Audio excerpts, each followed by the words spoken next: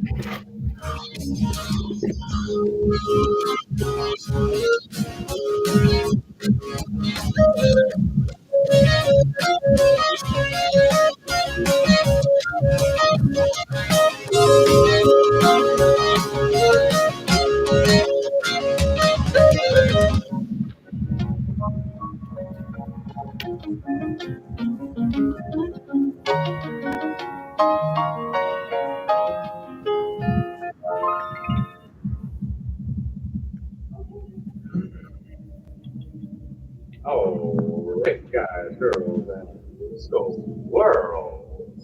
Squirrel? Hey, what are you doing today? This is Henry, also known as Mayhem the Hearts Mace, your head game master of tonight and for Rolling to Die. I hope all of you are enjoying yourselves as last week we left off on a to be continued. So on that note, before we start off the show, I'd like for everybody to introduce themselves. We're going to go down the line. We'll start off with Dark Trooper and then go from there. Hello, my fellow geeks and peeps. This is your boy, Dark Trooper, playing as Grismont Facesplitter. Sadly, our other character, Philip the Janitor, will not be joining us. He is currently enjoying a nice crab hot pot after a long day's work of putting up a chip. All right, Elias. Greetings and salutations, everybody. It's yours truly, Orion72, coming back to play as your cleric and paladin warrior, Ordak. And down the stage.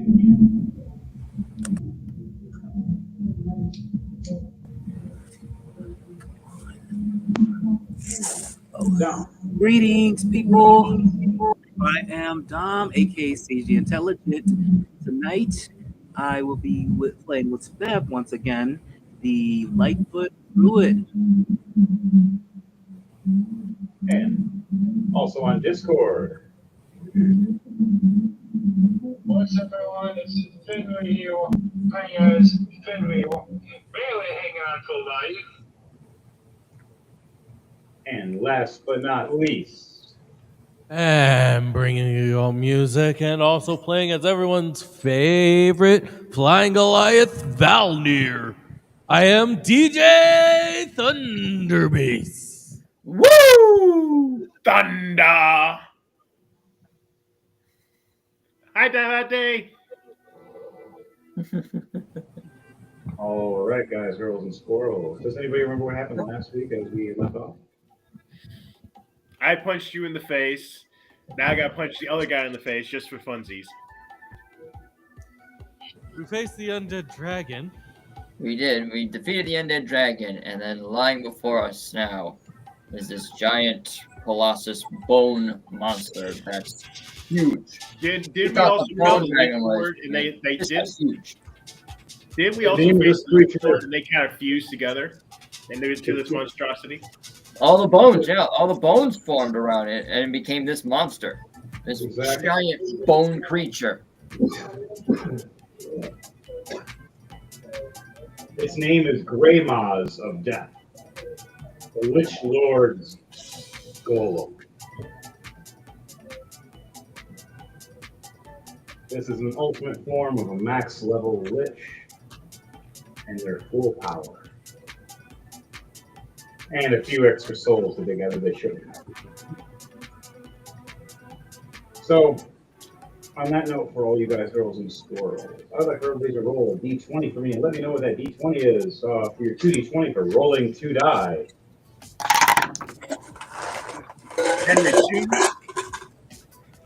Henry, 2d20? Yep, 2d20. 2d20, roll 2 die. 12 and 14 for Thordak. 24. 2 and 22. 2 and 20. 2 and 22. A 17 and a 13. Nice. Then 3. You said, what was that, Devontae? A 10 and a 3. What was yours again, Daniel? 24. What was the number separate? 16 and 8. And what did make with 19 and 3? Leah, we're not sure if she was trying to make it in. We'll let you know if she does. All right. On that note, guys, girls, and squirrels, we have it so. Grismot and Mayhem and Dom the Sage all have advantage. Dom for 1 turn, Mayhem for 3, and Grismot for 4. Anybody for bad luck? Nobody for bad luck. You guys lucked out on that one. Woohoo! Yay! So, we last left off on all of you staring at this giant, massive behemoth of a skeletal creature about 120 to 150 feet tall, depending on its posture. Its stepping, its movements shake and shatter everything around it. One step made half the castle cripple down, as the next step did too. You hear it roar.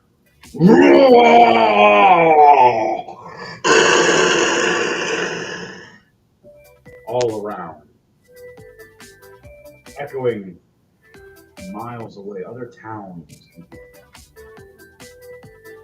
Sky and clouds around you getting dark.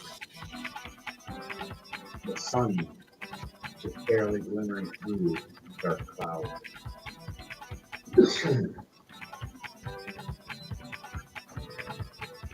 All of you standing there see this monster. You hear in your head a voice. What do you think? Fucking my dragon. The only thing in my arsenal, huh? Why not try Claymores of Death? My golem of destruction. As all of you hear this in your head, what do all you say and or do or respond with?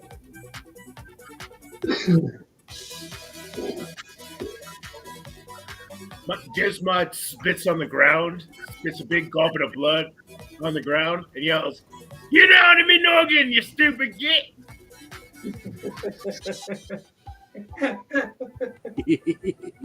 Mayhem starts chuckling right next to you. Luna just shakes her head. It's called telepath. And she just shakes her head and walks up to Fenrir and casts Healing Hands. Daniel, you gain 15 points of health back. Oh, that's gonna help me. Hey, 15 points is 15 points. Take it or leave it. As Luna looks at you. I'll happily take the 15 points. All right, you guys. In a minute, she might give you guys more healing. She looks back and looks at the monster and goes, "We're here to fight the Lich Lord, and if you're inside that monster, I guess we have to rip through every bone to get to it." Mayhem smiles and smirks as a werewolf. "Whatever my wife says goes. And you are a giant bone to me." What was that? I look around. I was like, "Do we still have that giant goddess of death?" Speaking of, see her running, jumping and lunging with her giant scythe, bringing it back to swing at this giant colossus monster.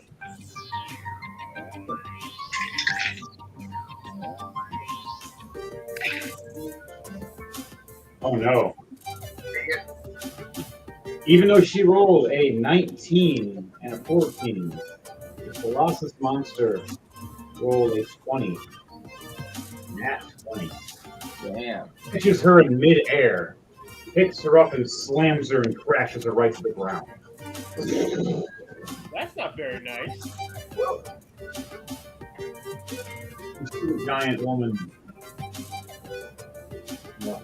Nethra, bleeding heavily, taking 250 damage, slam damage. And blood comes out of her mouth. She's still alive, but she's hurt. As it lets go and screeches as it raises its foot to try to step on her. I'm going to see if she can dodge. 4 plus 10. She just barely gets out of the way rolling. As you see, it's down in part of the castle, it starts caving in more. As it does this stomp, every one of you, I need to do a dexterity save for me, please.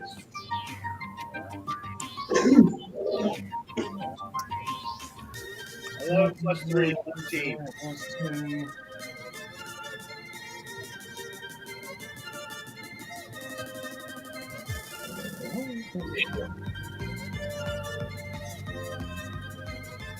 Anybody that got under a 16 has been knocked on their way.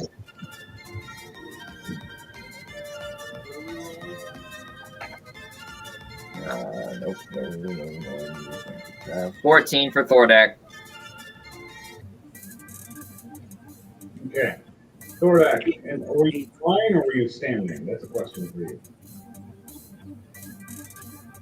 I believe when I last left off, I was on the ground fighting against the dragon, so I believe I'm still on the ground. Well, you're not on your ass for one turn unless you use your half your movement speed to get up. Question: physical or magical? This is physical, like a physical shockwave. Can I use my spiritual weapon to become like a shield? To block it from knocking you on your ass? Yeah. It's still shaking the ground, even though the shield is put in there. Okay. That's fine. The point is, if you ground, you're off balance and it knocks you on your ass. What are we rolling? Dexterity save. 15 plus 3, 18. I had a 20 plus 10, 30. Oh my God. You two are fine. The only one you see is Thordak fall down. What about Mayhem? Mayhem succeeds with 22. Luno with 1.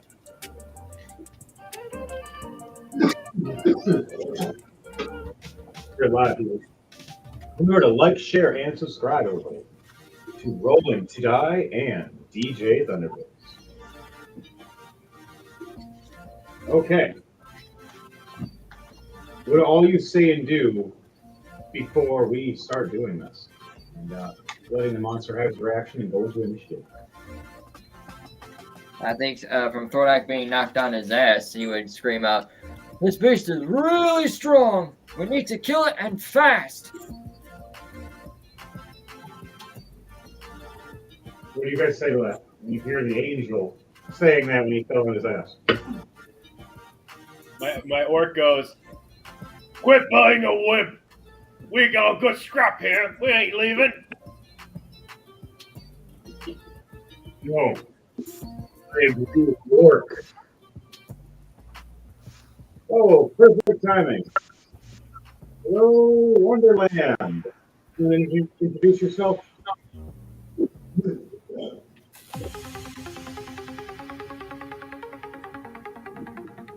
Hello, Leah. Can you hear me?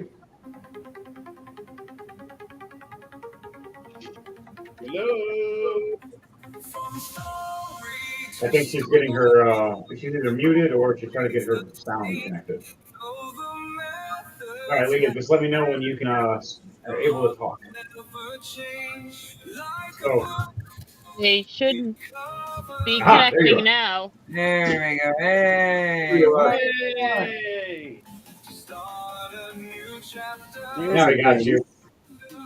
All right. Introduce yourself, please. Hello.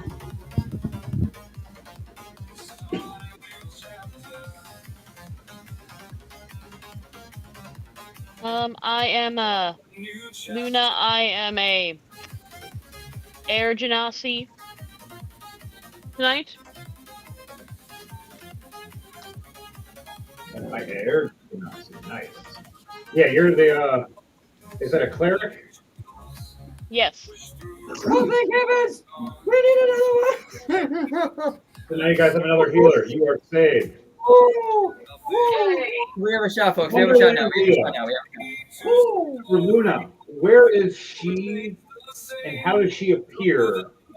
And remember, your friend Lunal is here, Mayhem's wife.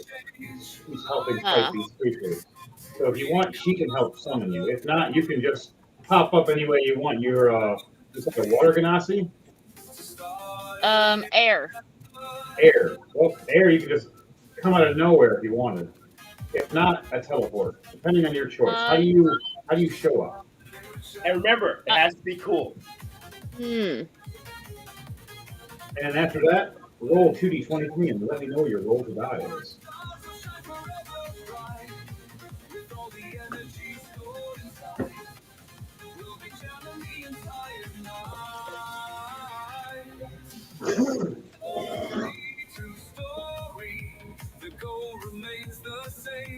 It's a good song for this.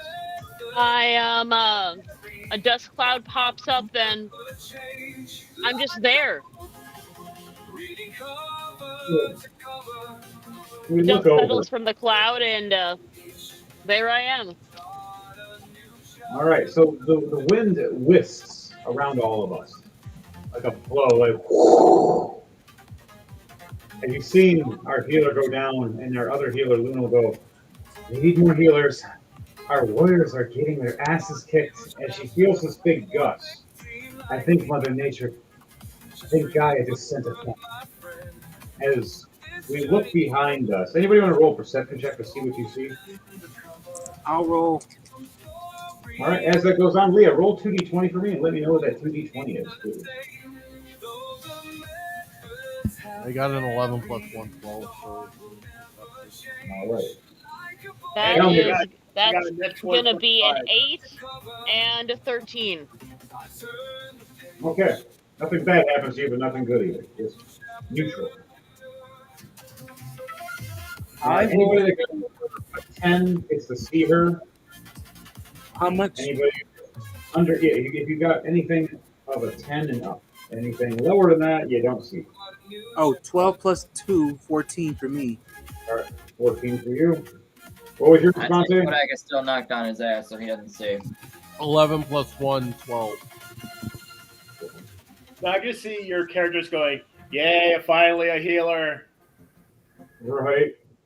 So we look at and behind Mayhem and Lunal, comes Luna.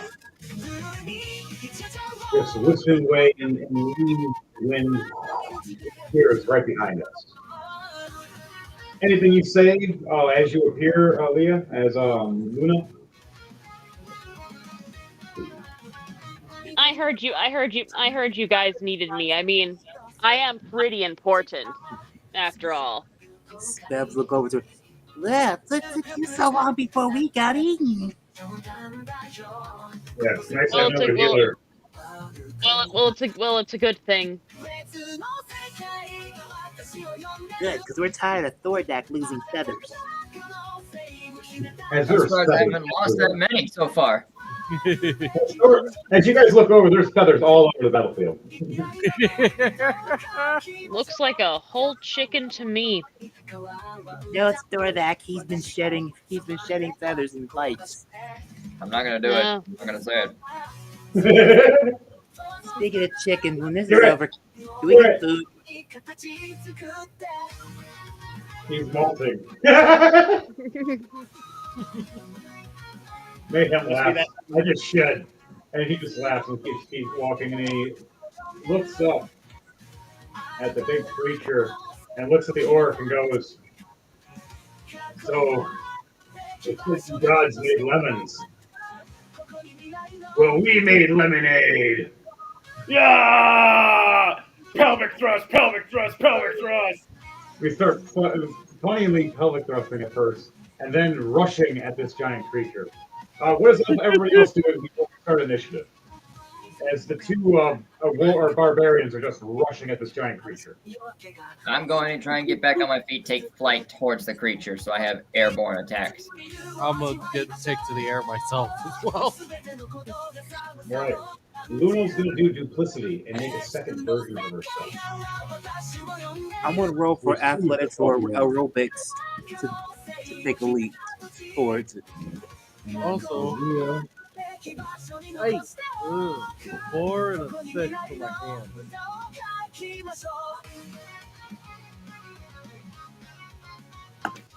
They're not starting off strong. They're not starting off strong at all.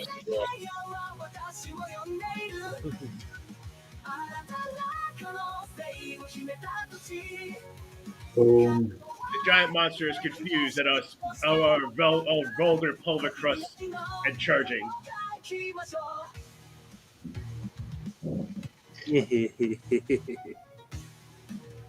I'm gonna. Is it? I like to have permission roll for aerobics and do a transformation. You're going to transform from your giant lion into something else? Yes, What are you going to transform into? Excuse me. a gorilla. Oh boy. Yeah. Is it a green gorilla? Now, do you want to be the great white gorilla, or the giant black gorilla, or the great? The biggest one I think is the white gorilla. I'll take the biggest gorilla you got. I'm gonna roll for aerobics for jump before transformation. Let's see what we got.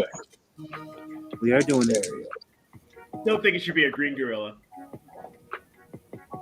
That would be wonderful if it was a green gorilla. All right. I can paint him. I rolled a 14 plus 3, 17. So this giant lion flips around and jumps in the air. As you see this giant black lion change from black into a yin and yang and shape shift into a giant white ball at first. And then go from this and yin and yanging into this. You guys see it? That's pretty Oh, geez, that's huge. Yeah, you become the largest kind of gorilla known in history, as Bev has hung out with many different creatures in her time, but her favorite was the giant snowback gorilla in the winter.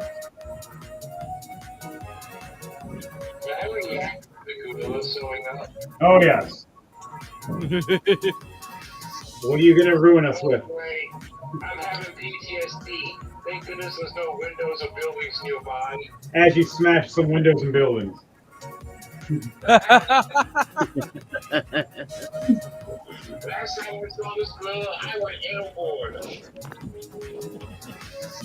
As this giant gorilla slams down, this is how it looks. The giant creature standing there above all of you, laughing at first as you start seeing an orc in the middle, pelvic thrusting, two werewolves on the side, pelvic thrusting, launching in a thrust, slamming right down in front of him, all ready for combat, and the monster's like, the fuck?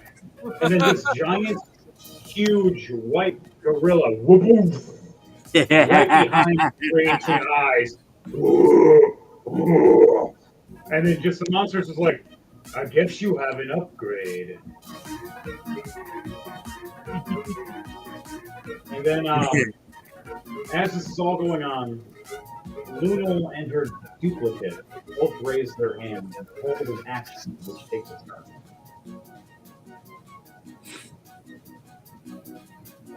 So, all right, guys. I would like for everybody to roll initiative. Let's do it. Nat 1 plus 4, 5. Whoa, ho, ho, ho, ho. I got 16 plus Whoa. God, man. Whoa, man. Whoa, whoa, whoa, whoa, whoa, whoa, whoa, whoa, whoa. You just start out the conversation Whoa, like whoa. that. I just sat down. 19 plus 3, 21. 22. I'm sorry. I hate when that 16 happens. plus 3, 19. 9 plus 3, 12. 14 plus 2, 16.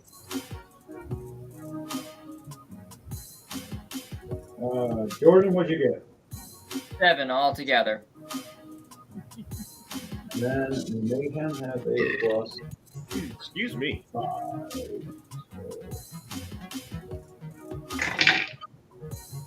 17. How about that? That's something with 5, so 22. All right, so it goes Dom for Speb, 24. Mayhem for 22. Gizmot for 19. Grismot. Yes. Luna for 16. And then Daniel for Fenrir for 12. Jordan for Thordak. And then Devontae for Valmir. Mayhem and Luna go at the same time. Wasn't this ordered as kind of familiar last week? Almost, maybe. Almost. Quite the coincidence. What a twist. And this is just by the rolls of the dice gods. I went first the last time, and wow. So, By the gods of the gambling gods. Well, all right. I certainly don't like gambling, but I'm just rolling through the strengths. But whatever. Let's bash the skulls. You're a giant white gorilla standing off of this creature is at least almost 3 times as tall as you, but you have the strength of it. You're like a Hulk versus a giant Titan. This is gonna be fun. More bronze than most creatures can handle. What are you going to do with it? I'm about to The bash. Winterback Wheat Gorilla is one of the most powerful icy wheat gorillas. You also have ice breath with this. Ooh. Okay. And every hit adds frost damage to your regular hits.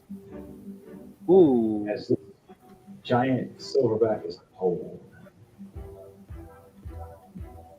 All right. So what are you doing? Let's... Okay.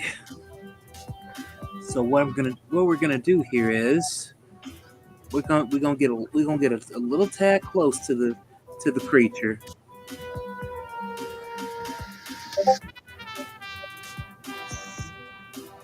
So we're right there, like right at the creature, correct?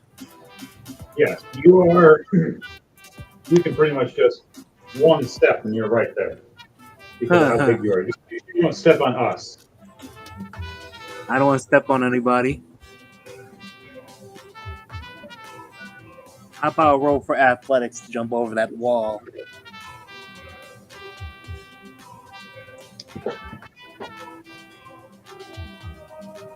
All right, roll for athletics or acrobatics for jumping your giant gorilla across area. Jump over the wall and right there in front of the creature and ready to attack.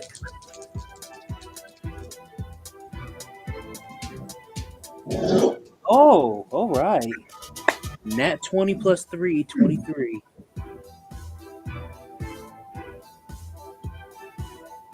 Not bad. So it's coming right here. It slammed down the giant girl right here and knocked her down. You jump right up and slam right next to it. Ooh. Yeah, knock her down. Oh. And you just slam right next to it. It's just like, uh-oh. All right. Let's see. What are the kind of attacks we have again? All right, you got your Gorilla Fist for ground and pound, which is a plus 17 for attack each arm, and then you also have your Frost Breath. Ooh. Let's roll for hit to get to that ground pound. Let's see how much I need to get a hit. Roll a d20 plus 17. Come on, Hermes, give me some dough. All right, here we go. We have a 19 plus 17. That's what? That's 36. Does a 36 hit? Yeah, yes, 36 does it. Its right. AC is 28. Ooh. Let's see. What do I roll for damage? Let's see. How many? But it can be lower as it's being fought. Like right now, you have a chance to lower its AC because you're so damaging. So I'm rolling d4s. Now, for this, your gorilla automatically is doing 75 damage plus 2d20. 2d20s. This is gonna be good. That's plus 75 damage. 75 damage plus 2d20. So whatever I roll for 2d20s, it will add to that 75. Here we go. Ladies and gentlemen, Now remember that each arm gets to have an attack. we have a 12 and an 11. 12 That's- and 11, so 23 plus 75. That is so 98. 98 damage. Just Ooh. right to the knee. Giant gorilla punches this giant skeleton monster right in the knee. You see it buckle for a second, going, "Roar!" Even the Lich Lord's like, "What the hell just happened? How did this thing half my size just bitch slap me?" And that leg just went flying. Oh, it more snapped and bent and then went right back. Yeah. Looked at you. All right. Now you get another attack with that as a physical attack. What is that? Another punch. So you get 2 attacks per action. Right. So what's the other? Is it going to be another punch or is it another kick? We're gonna. Could the ice breath work? Yes, that'll be. You can use that as your bonus action. All right. All right. Let's roll for it. So I roll for hit. So what do I what's the Be a D20 plus 15. a D20 plus now what? 15. All right, let's see what we got. Come on, give me something good. Here we go. Net 20 plus 15. Nat 20 plus 15. Yes. 45. All right, so this is going to be double. All right. Oh, So what do I roll for damage? that was interesting. Huh? Sorry, just the screen freaked out for a second. What do I roll Go for on. damage? Roll for damage. Yes. Yes. It's going to be. Where are you? 50 damage plus 3d20 for 3D. ice damage. Oh well. 3d20 plus 50. All right. Here we go, folks. We have a 13, a 11, and a 19. 33. 33 plus 50. That You say is. that? It's a Wait, it's a it's a 17. It's a 13, an 11, and a 19. 43. 43 Plus damage 50. plus 50, so 94 damage. Woo! And because it's a critical, it's double. Ooh. 108 damage of frost damage, which frost damage is actually doubled for bones as well as making it brittle. Ooh. Now, where are you frosting? What part? You already busted knee. You want to keep focusing on the leg and try to knock it down? Going for another peg. We're going for another leg.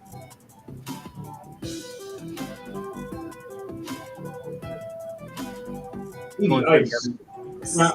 Around part of the leg and part of the hip. Uh-huh. Now, after that, that's the last thing you're going to be able to do because you did the frost ability. So And you can just hold your action from there. Anything you want to say before you end your turn?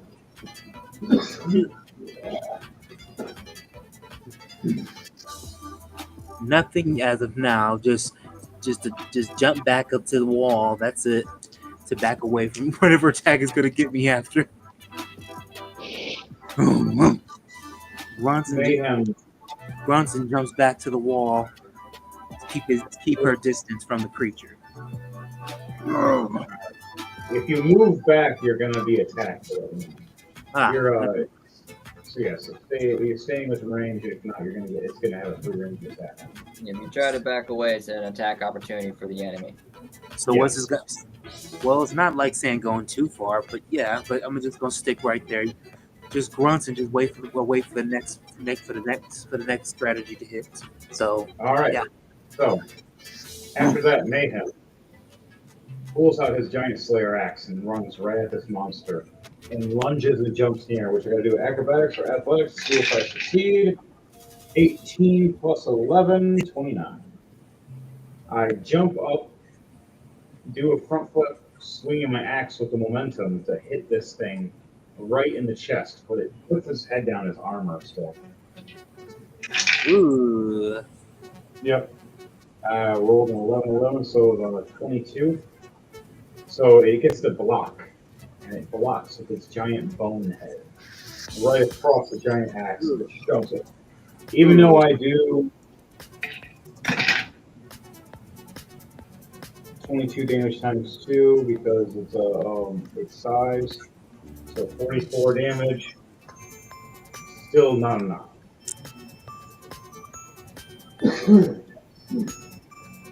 I go for another attack as I'm falling. 18 plus 11. Yeah, again. I'm going to hit the 29. And I'm doing another 22 damage. It turns into 44 damage. Slashing across the chest, right where that heart is. Hitting it as you see it step back and go, "Roar!" And it tries to use its one arm to protect it and puts its head down. Eyes glowing, raging. Oof. As I land down smiling, it takes a legendary reaction. Free range attack. And its eyes glow and points right at me. Nathan looks up going, "Alright, I'm gonna hit it again." Oh shit. And looks right up. Oh, that's wow. It's the first time I've ever seen a cockeyed land like that. Carry on. Reroll. Alright, it hits me with a 28. Oof. Opens its mouth and you see a giant fiery ball and Mayhem get blasted. Yahoo! Up! Oh! Taking while I'm enraged and I'm still the bludgeoning at least we have. Fire still taking 50 damage of fire. But bludgeoning instead of 40 is 20. Lunal has to hold her action with the doppelganger. Our turns are done. It is now Grismont's turn. You just see Mayhem get launched across by the giant creature. The giant creature's head is right down, right by you, Chris. What do you do? Come on, everyone, say it with me. I yell, "Whoa!" And I start charging at 10 with let's see what's weapon should I use today? I'll have my flaming star of Wog, which is a morning star, and one of my axes. No, one of my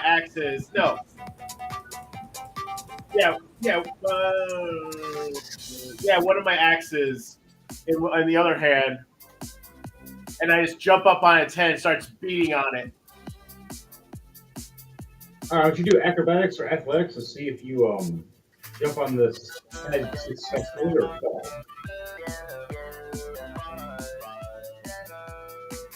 Five plus 10, 15.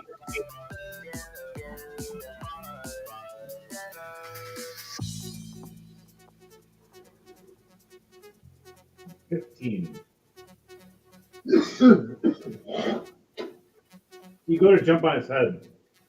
You slip and hang off its giant nostril with hooking it with your axe. So what are you going to do now you're hanging off its nostril with your axe? I use my axe to pull myself up. Then I take the same axe and I plant it right into his skull. Why don't you do a strength check for me to make sure you can pull yourself up? You have advantage for it with your strength. 17 plus 4, 21. Nice.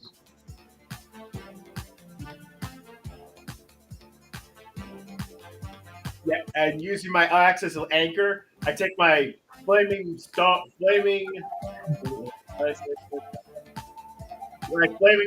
of Wog and start beating on its head. All right, so roll 2 attacks for me with your axe with 2 hits. As the rest of your action was to hold and pull yourself up and jump. Henry, my orc has mastery of the Morning Star called Snap.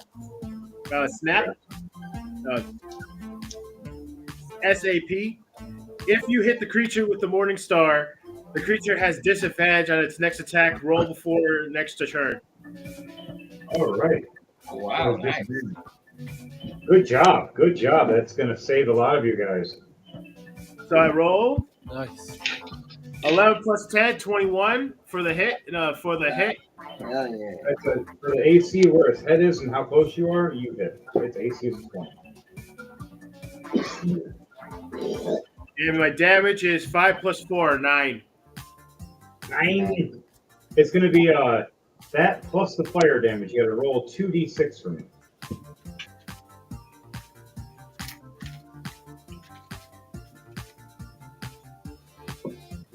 I got 6, 4 plus 2. All right. So 6 plus 9, so 15 damage altogether. Remember, if you're raging still, that's plus 3. So it's 18 Yeah, I think I altogether. believe I am still raging. If you're still raging, then yes. You're usually when you're doing your war, I usually assume you're raging the second you go into war. So the second you go to do that, I assume so. Yeah, that's a plus 3, so it's 18 damage instead of 15 damage. All right, so you got that extra damage on there for that. You get to hit one more time. Roll one more attack. 17 plus 10, 27. You hit. Stop again. Now roll for your damage of the axe, and then roll for the fire damage on top of that. That's 2d6. Oh. Yeah, hell yeah, get him. 2 plus 6. I got 6. So 2 plus 6 makes 8. No, I got a 6. Oh, I got 6 altogether. 4 plus 2. Okay, and then what'd you get for your normal damage? No, I think that was my normal damage.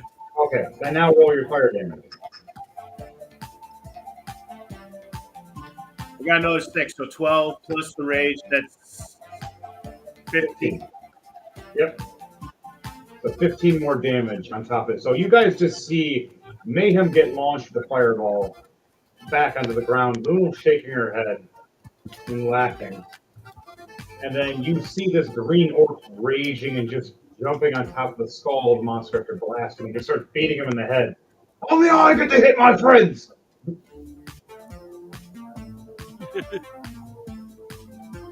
And the boss said I also have to do this. No one beats on my bosses. Right. So, all right. That's all you say for your turn. Before you end your turn. Yeah, I think that's all I got. Yep, that's all you can do for yours. Now it goes to Luna or Leah. Where on the field am I? You are standing next to Luna. I'll show you in a second. Where is my laser? Here, laser. Don't you judge me. Laser. Where are you? Don't tell me that turned off. Ah, kid. My kid was playing with my laser again. There's my laser. There we go. You were over here, right by Luna. See glowing? Okay.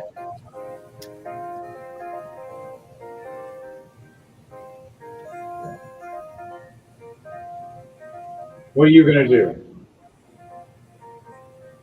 So no one needs.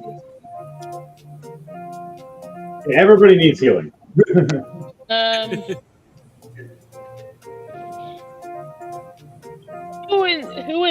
Who is closest to me in the most need of healing?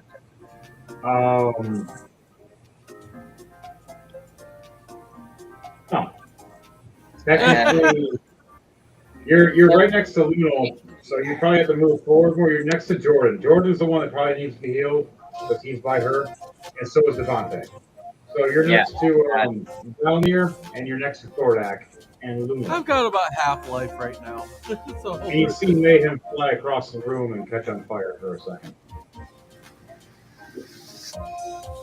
I am, however, going to use my reaction to drink.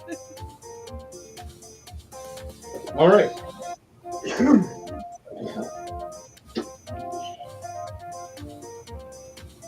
So, what are you doing, Leah? I guess I will go to Thordak. All right, healer. Oh, yeah.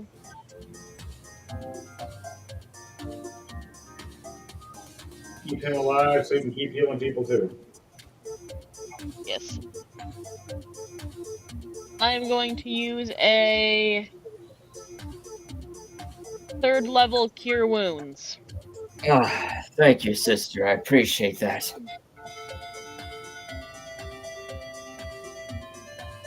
And that that is 2d8 plus my spellcasting modifier. Alright, so roll that and let me know. Roll the die. Roll to live. In this case, Most definitely. So you guys meet that necro cleric, which is actually still on the field.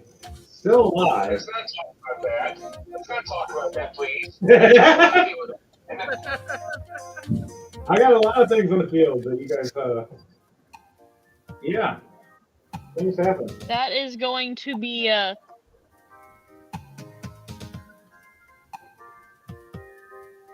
21. That is 21 healing. All right. Thank you. Thank you Yes, so much. you feel a nice breeze against your skin.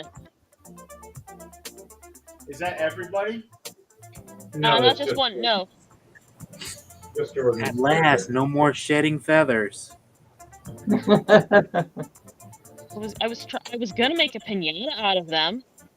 Thanks. Now stop losing your feathers like a chicken.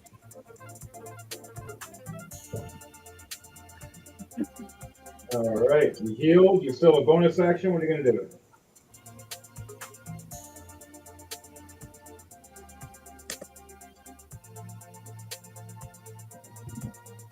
A bonus action. Can I hit the creature at all? Yes, Okay, you can. go to attack. You are within range of 60 feet. 60, 55 to 60 feet. I didn't ask how large the room is. I said cast fireball. Yeah. Yes. I love that answer. Oh my! Abner approves this message. Abner somewhere in the other side of the You heard it realm. live, folks. It just You heard it live. feels a cold shiver up his spine and a big smile. And he goes, "Ooh, someone cast fireball." That is going to be Fireball! an 18 to hit. Does that hit? Yeah, and I rolled as well for succession. I rolled a 6 plus 4 is 10, so I failed anyway. So how much damage are you doing to the creature? Originally fire to heal this creature. Rodak feels a nice cold breeze on his shoulder, and all of a sudden he feels soft in the distance, a huge massive heat, but it's not so bad, but it feels so warm. Ah, He has had memories of the sun. back in his chest when he was a little boy. Having memories of when you were younger and looking at the sun, going, "Oh, that's nice. It feels great." As you look up and see a fireball above your head, launching like a sun, you're like, "Whoa!" Hitting this giant creature across its chest. Hell yeah. I had to go get dice for this. That is 6, 7, 8, 9, 10, Oh. 15 damage. 50 damage. 15. Level 3 fireball, right?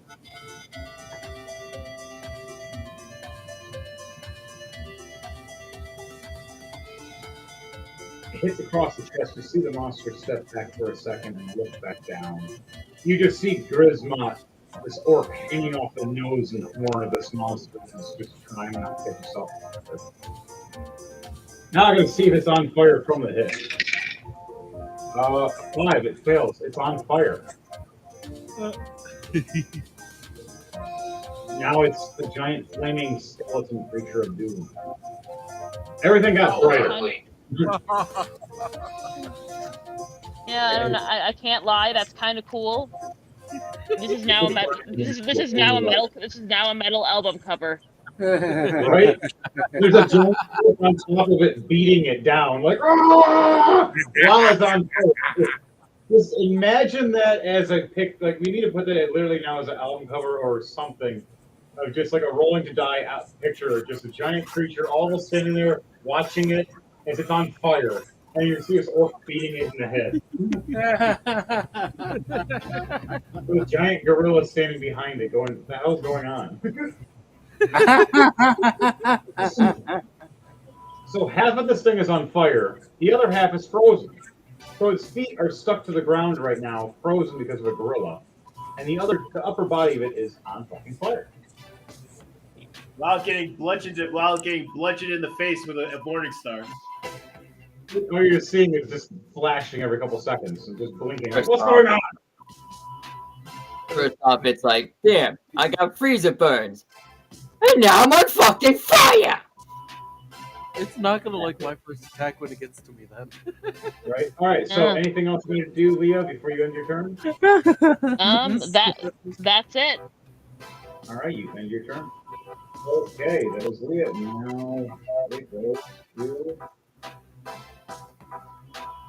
Finrear. Daniel, Yeah. you are next. Oh boy. Roland, you're on deck. You're after. All right.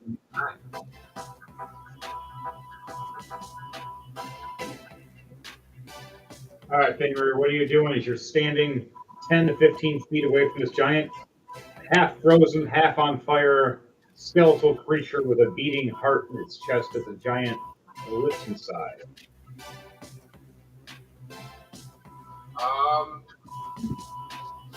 Right now, I'm just trying to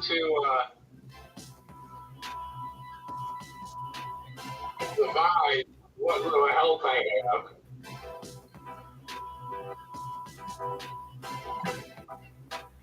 Oh no, I'm just gonna help the giant goddess of death up. All right.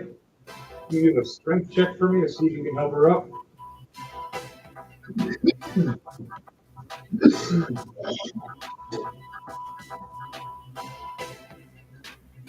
And remember, 18 plus 3. 19 plus 3, so it's 22. Yep. All right, you successfully grab her hand and start yanking and pulling, and it starts pulling your upper body up. She starts shaking her head and realizing there's a werewolf tugging at her fingers, and she looks up and sees it's you, pulling her up, and she nods and smiles. Thank you, little furry man. You will be my puppy. And she stands up with her scythe and grabs you and lifts you up with her. I do have a head. She puts you on her shoulders, so now you're eye level, at least near the chest area of this creature. Oh good, I don't feel it now. Right? You're aware of it. And she looks at you and reaches into her pouch and pulls this bag out and hands this belt to you and goes, I can't reach inside, it's too small. But have this belt. It will help. You're thanking for helping me. Okay. You want to grab the belt? Yeah. Look what's inside. Yeah. What's inside this thing? Roll an investigation check and let me know. I feel like I would, if it's puppy food. 14 plus 1, 15. You see several small potions of healing. And one antidote of poison. One resist fire. And then one bag of kibble. Of course, they had to be devil. Bacon flavored. But also just some small medical supplies. But healing stuff nonetheless. You want to put the belt on and equip it? You said it's a healing potion? There are 7 healing potions. They're all. I'm gonna take one. I'm gonna take one of the healing potions. All right. Roll a d23 and let me know what that is, and you get a +8 to that d20.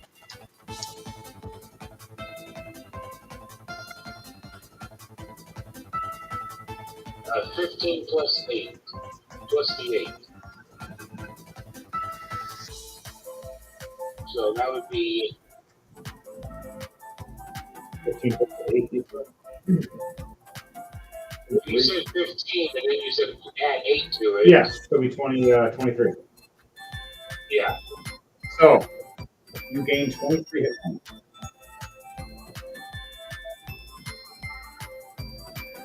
So you're feeling a little better from that one potion. Yeah. All right.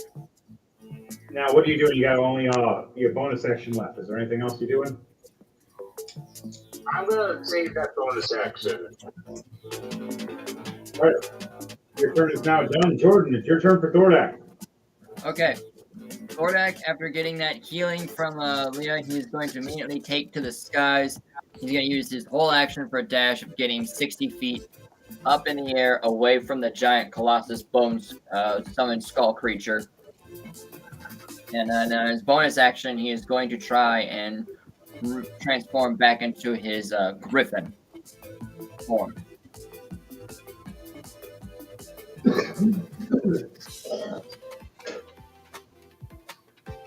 Your Mandrake lion form, the winged lion.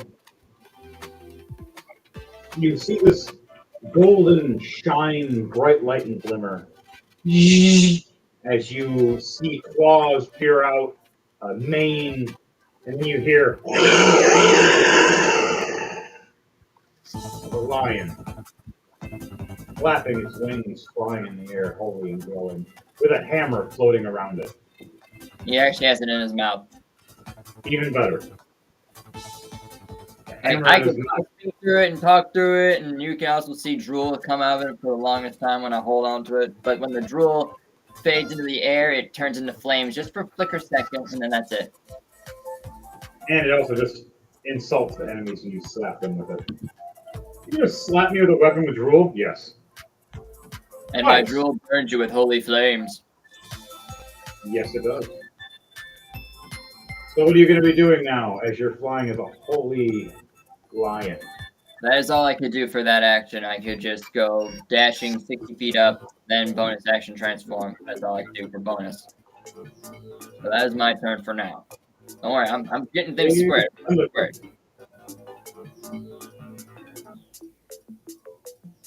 But I'm now currently 60 feet up in the air. All right.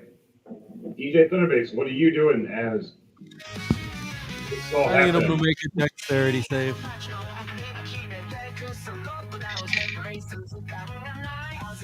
Whoa. Okay.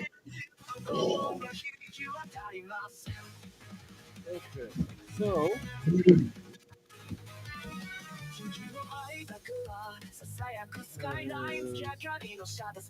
30 points of lightning damage plus another 4 points of lightning damage from a level 3 lightning bolt. Nice, nice. Next,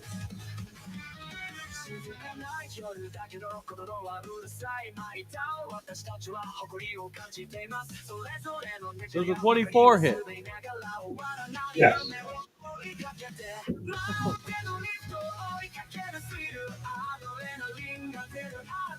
14 points of ice damage, cold frost damage from Ray of Frost.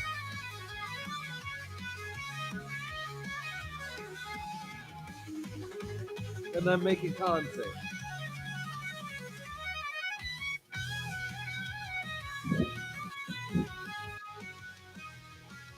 And I am flying, by the way. And I got disadvantage. Oh, you're so lucky I got disadvantage. That's 15. If not, it would have been a nat 20. Still You're so lucky.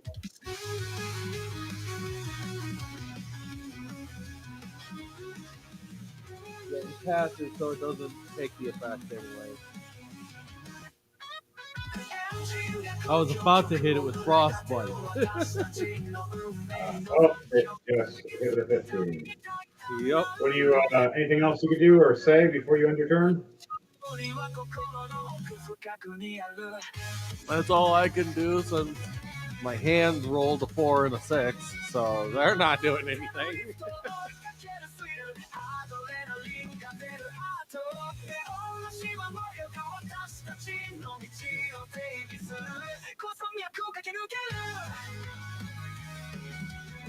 So, now, it's the monster. He looks back and laughs at all of you.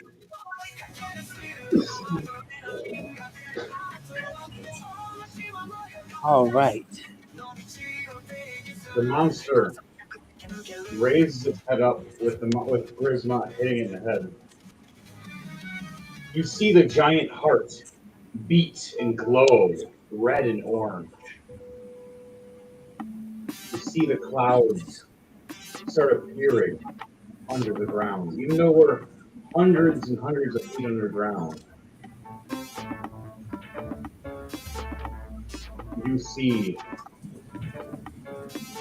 portals open up and fireballs hit as meteor swarm has just been hit. I want everybody here to do a what was it? What? Dexterity save for me, please.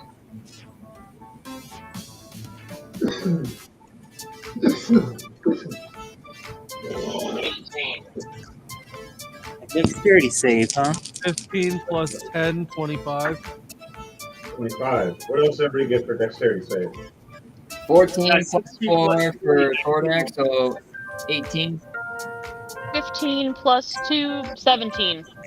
17 plus 3, 20. You guys are good.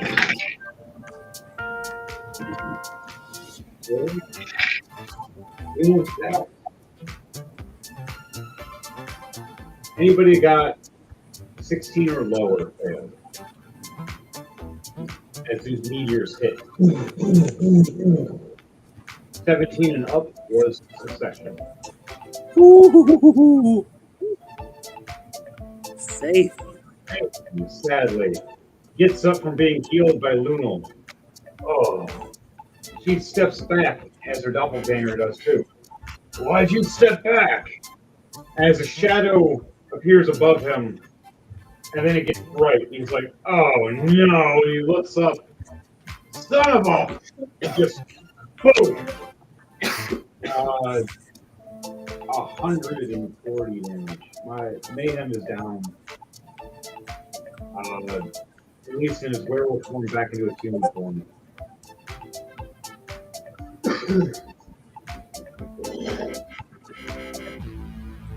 All I can do for my turn. For me. But the monster laughs and now makes another reaction. Dom, your AC for your gorilla is a 22. I'm attacking you, and I'm going to see what I get. I roll a 21. You're so lucky. Oof. A 20 and a 21, they both miss. 2 giant claw slashes right past this giant gorilla. How does it look when they slash at you? How do you die? The 20 giant gorilla. So how many slashes is it for that character? 2. 1 giant sweep and then another giant sweep. Okay. The gorilla will slap one slash away with arm, and then the other one just jump in a handstand form. It's smack and headstand. Okay.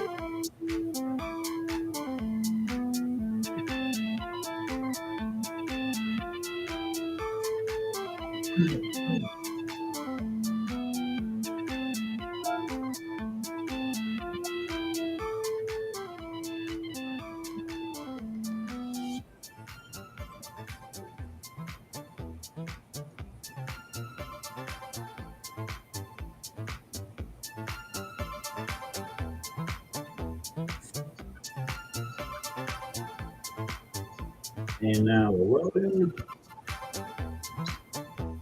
There's the roll.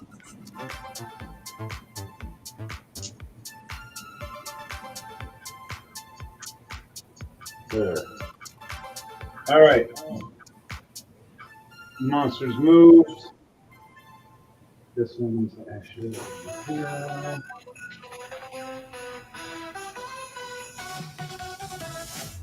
All right, guys. As you guys are doing this, finally it ends back to your turn as you see the monster shift over a little bit, realizing it might not be able to take all of you by how you guys are surrounding it. Now, Druid, where is my favorite druid at? Where's the hunter? What are you doing, Dom? I am nearby that creature still. And it's your turn. Let's see what happens. Let's see. I think I'm gonna go for another attack on it.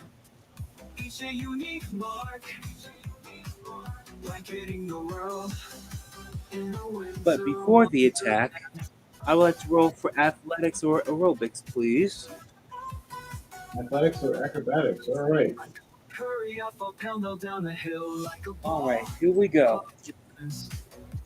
Unraveling trajectory down and away, but also surprise and ricochets. That only after 15 plus 3, 18. because I wanted to be struck, and what happened was an accident. A downy clone floated precisely in my eye. So is 18 a success? No, 18 is a miss as you try to go for a hit and it blocks. I was rolling for acrobatics and aerobics. Oh, acrobatics? No, acrobatics is a success for that. Sorry, I thought you were going for a hit. My bad. Okay. So now I can want to roll for the attack while the gorilla's in the air. Okay, I'm ready to roll for attack. So here we go. I gotta go big number. Here we go. We got it. No. Come on. We got okay.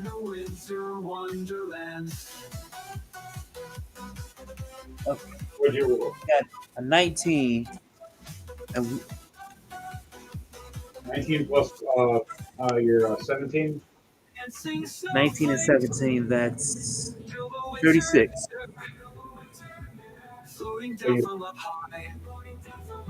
You said 19 plus 17, that's 36. Yep, you hit. Where are you hitting your giant gorilla icy fist? Say it again.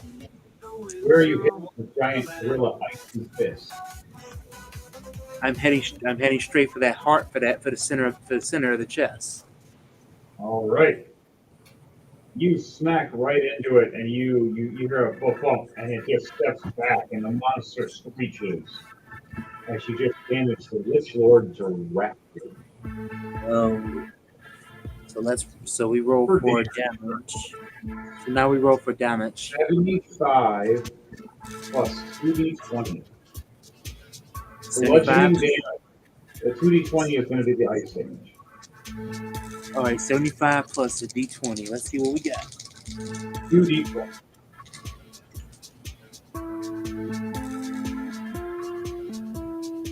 Well, hello, 2 nat 20s. Oh shit! That's awesome. 2 nat 20. 70. Send that shit. 75 plus 40. That's 115.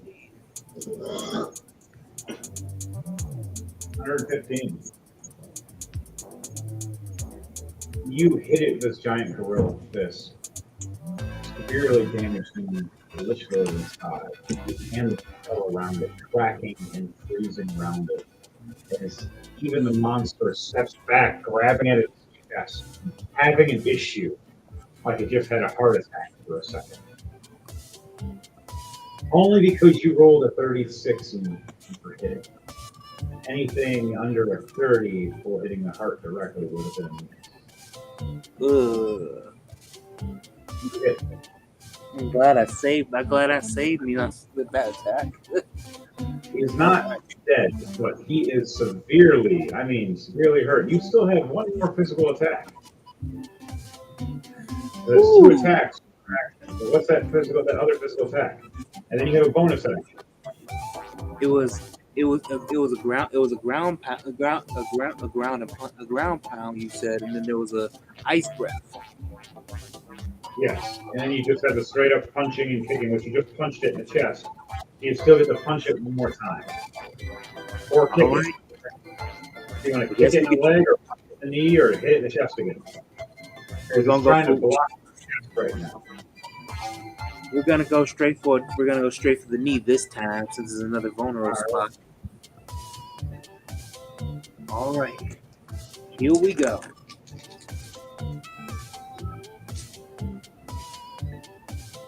$17 plus 17 is what? 34. 34. And now for damage. Does 34 hit? 34 does hit. All right. So, what do I roll for damage? Because you're punching right to the knee. So now for damage, what do I roll for damage? 2d20 plus 75. 3d20? 2. Oh, 2 and then plus 75, correct? Yes. All right, let's do it. Can I be lucky for a second time? Let's go. And nope, not this time. We have 14 and 11. 25. 25 plus 75, 100. That's a solid 100. 100 damage right to the knee. You see its giant knee buckle and shatter from the damage, so it takes double damage because it's bludgeoning, so it's 200 damage. And then ice around it makes it more brittle, making it 300 damage. Ooh. You see it buckle and you see the bones crack around its leg. If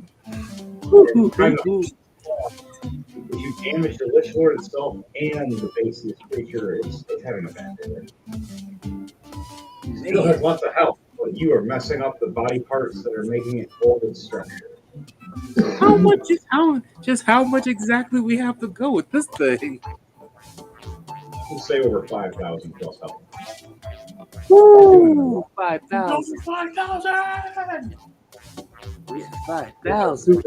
But you're hitting it directly in its heart, which does the main damage. Oh, I guess we about to have a rumble then. I might have some fun. All right. There's only one more thing you can do. It's only a basic thing now because you can't do your ice breath or your bonus action now. All right. What's the basic thing? Basically just a kick or stance to hold yourself for a action. Or if they're going to do something, you can hold a reaction. Like if they're going to swing its arm, you can grab its arm, or you can dodge, or you can wait till it's someone else's turn and help throw them at something, or raise them up to get them closer.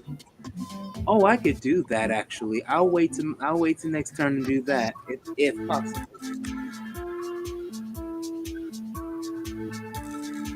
All right. Because I'll show like a throw up companion in there. Mayhem and Luna will finally use her ability. Mass Healing Word. Mass Cure Wounds. Yep, Mass Cure Wounds. 60 feet radius for everybody within my range. There's 2 of me. So it's 120 feet around. And double whatever I roll because there's 2 of me now. So 32 times 2.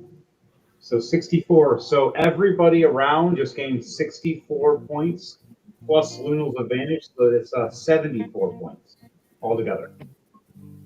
You gain a plus count. That be Everybody gains 74 health points. That's It's big. now her 9th spell has been used. 74 health points. All right. I already have max health points like Luna here, Leah. Mhm.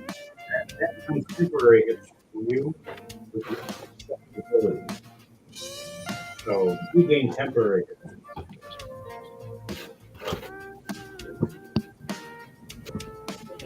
But right now, you could take a How big many hit. how many temporary hit points did I gain? 74.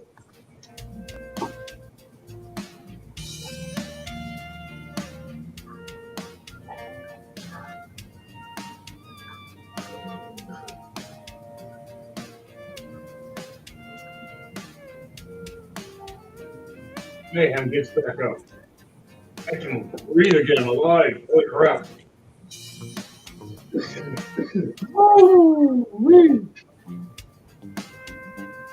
And he uses now his action to chug down a potion as well for healing. He gains 24 hit points back. He gets his bonus action to transform back to a werewolf.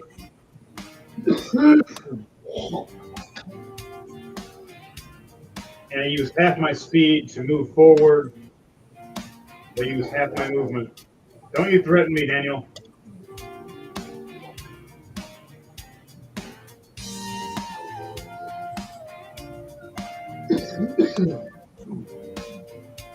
That's funny. Daniel fell asleep. But he won't be able to hear. DJ, you know what to do.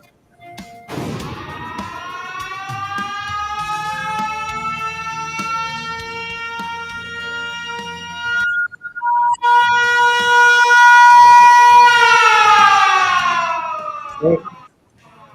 Didn't work. Daniel, wake up.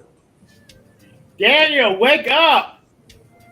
Nope, he's out. Don't worry about it. He's on Discord anyway. So, back to it, guys. Mayhem finishes his turn. All right, Grisma, it's now your turn for Chris. I'm going to do a perception check to see what's going on. All right, you're still on top of the monster swinging around. As it's been hurt severely. 13 plus 5, 18. All right, so you see everything, all the combat and the commotion going around while you're on top, hanging off this horn as you're hitting it in the head with an axe.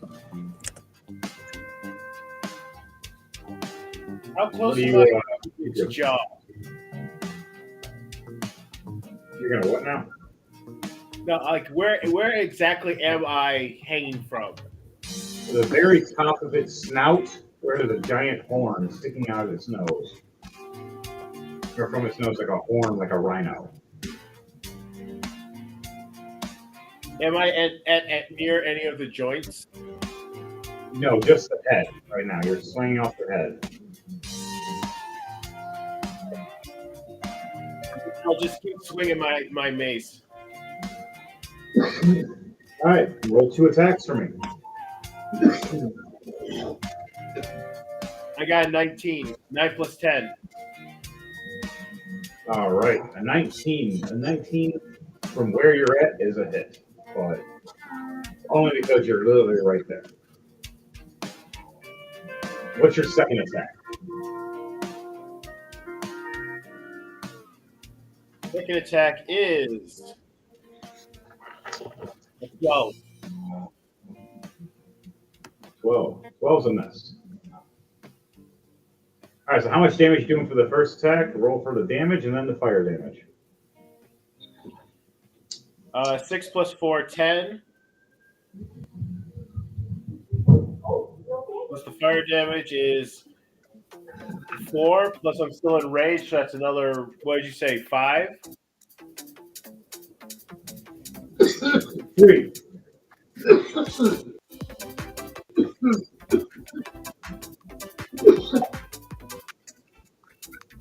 Plus 3. From rage. No, plus 3. +3 with the 2d6 for fire damage, and the roll for the damage initially. So, oh god, what was it? It was 3 plus 4 plus 4 plus 3. That's 6.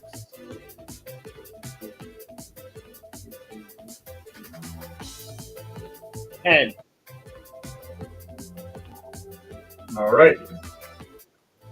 10 more damage to it. Anything he's saying before you end your turn? And you still have a bonus action as well. No, I'll bank the bonus action.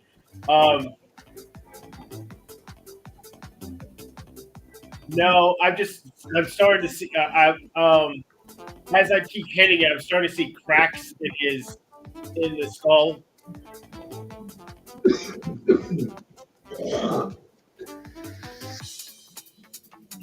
With your perception check that you have rolled and the damage it's taken, you've seen some. Not too many yet, but only a little bit. It's pretty thick, so. Okay, then I'll say, I'll get through it yet! You stupid kid! Ah! To you, it's like an undead squigget. It's a skeleton. Okay, that's it. I'm done. Okay, next on the list is Luna. All right, Leah, what are you doing? Yeah. Well, it seems I don't need to heal anyone at this exact moment. We'll probably still need some healing. You can ask people who needs healing. If not, you can start attacking. Does anyone need immediate healing?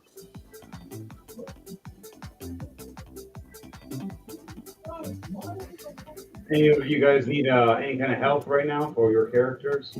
Mayhem still needs healing, but he's That last mass cure wound brought me back to full health. Same. I'm at full health. all right. Daniel's he should be close. Chris should be at full health. All right, Leah, what do you want to do then?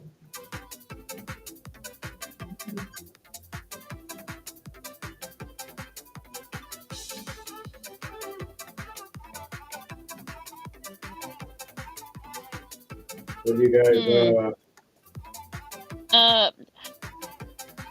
Could I use a? Could I hit the guy? The skeletal man with fairy fire? Yes, you can. That is a very good ability.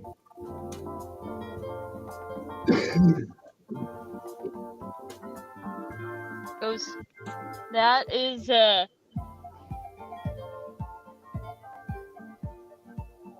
15. That's a 15 to hit. Does that hit?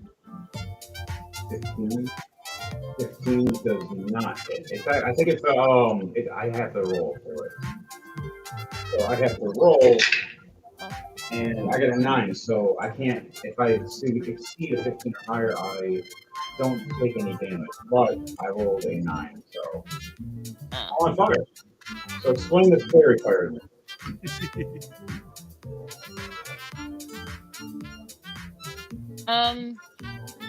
So the fairy fire just kind of looks like fireflies that blow in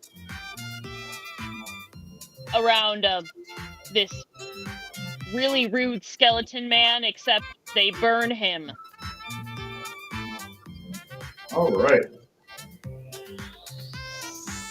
So how much damage does it do?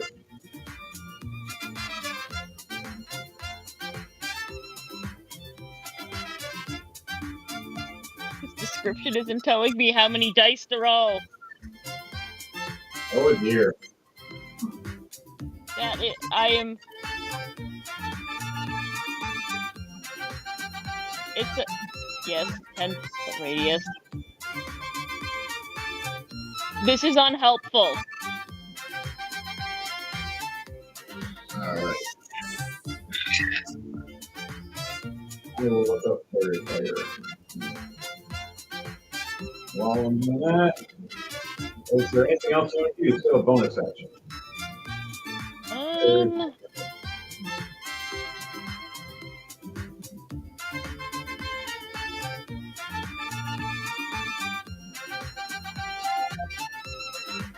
Could I attempt to cast blindness, deafness on the creature? Or is that not a bonus action? I can allow that. I want to make him. I want to see if I can make the skeleton man blind. I see what it does now. Okay.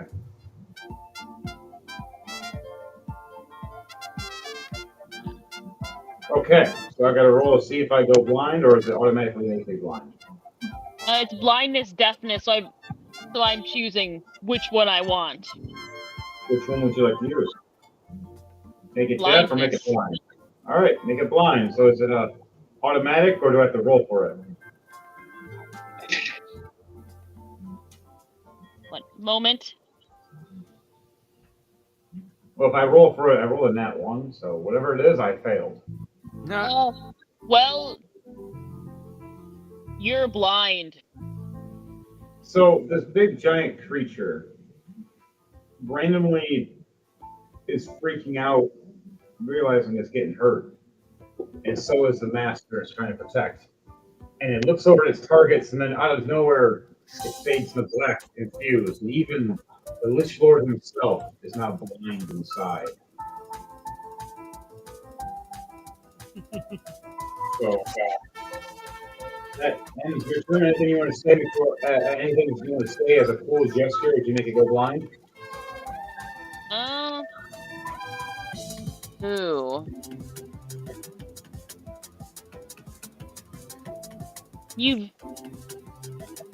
You've seen too much. That's what I say.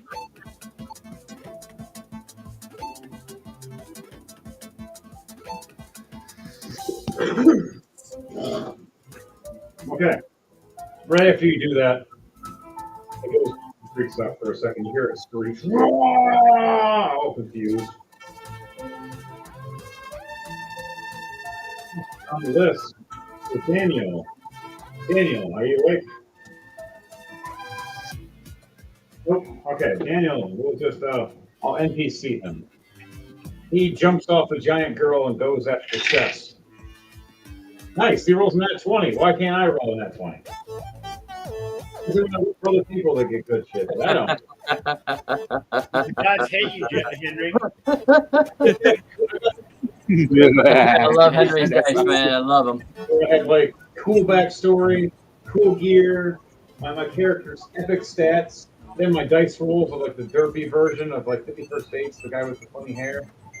Like Rob Snyder version. Like that's what I get. My dice rolls are just crap. It's hilarious. But for everybody else I roll for, it's great. Just not me. All right, so he rolls a nat 20, landing on the chest, going for the heart as it beats. And I'm going to have him do a strength check. He rolls 14, 5, and 19. He claws into it and slashes into it, giving it 12 turns into 24 damage of fiery claw damage. Not fiery, sorry, he each goes ice. Ice.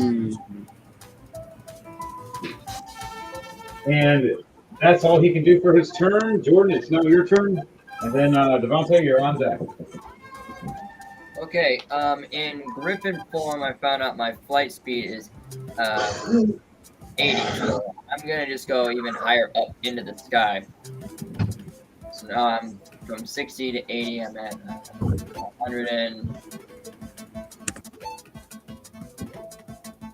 All right. So what are you doing?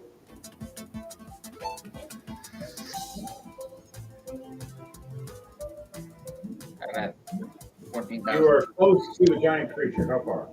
What do you want to do? I'm 14,000 feet in the air. What's that times? I'm gonna. Nope, I gotta make contact with them in order to. Damn it.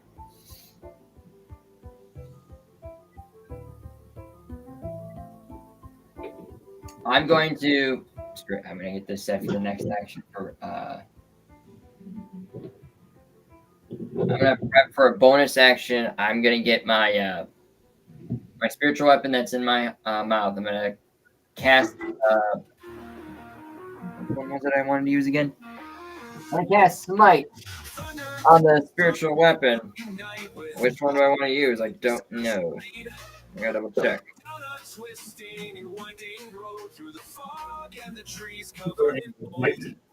Perched up on a grassy slope, surrounded by a massive moat, sits a mansion of impressive size, gorgeous and appealing to the eyes.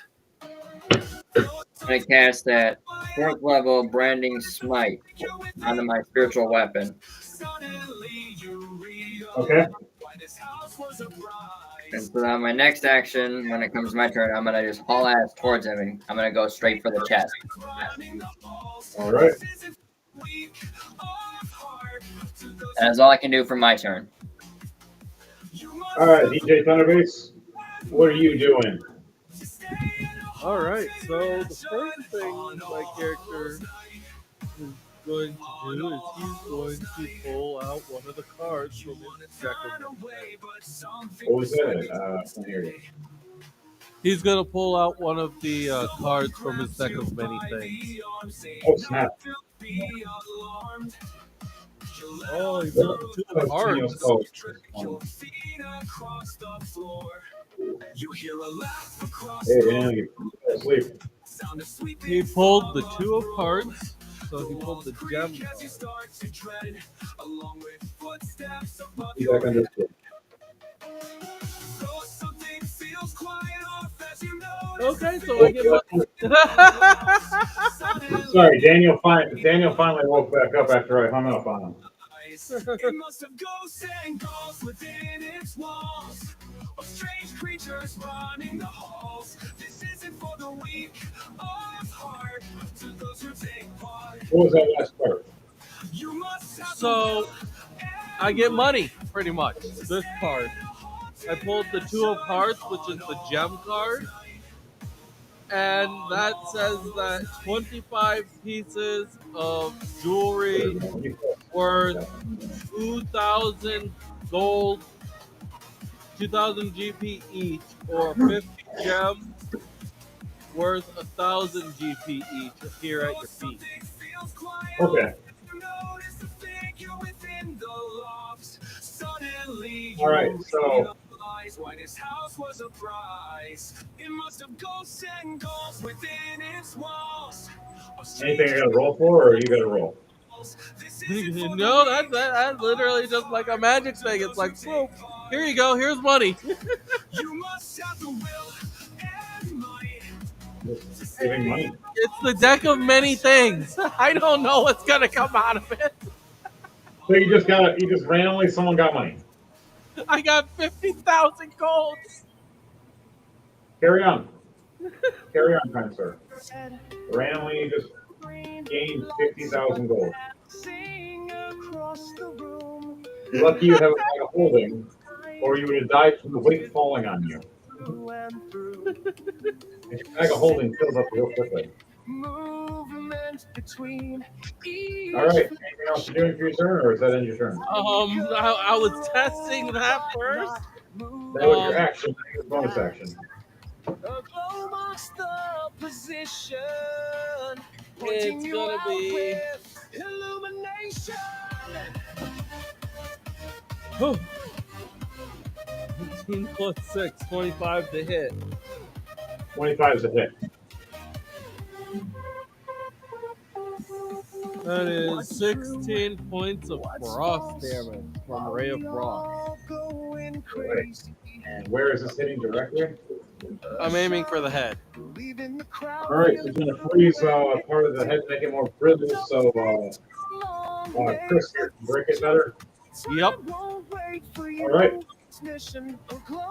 So freeze across right where Grismont is between his eyes, just to make it more brittle. So Grismont, the next time you attack, you're doing triple damage. Nice. Okay. Anything you say before you end your turn? No, he just ends his turn. All right, Daniel. You ready now? Dwelling with Yeah. All right, what are you doing? in my eye, shine on me. The scientist soldier, right? I had you jump off and jump onto where the heart is, and you're trying to attack it with your claws, as your claws are ice and frozen right now. That's what I had you. I won't And you stop healed 74 points of health.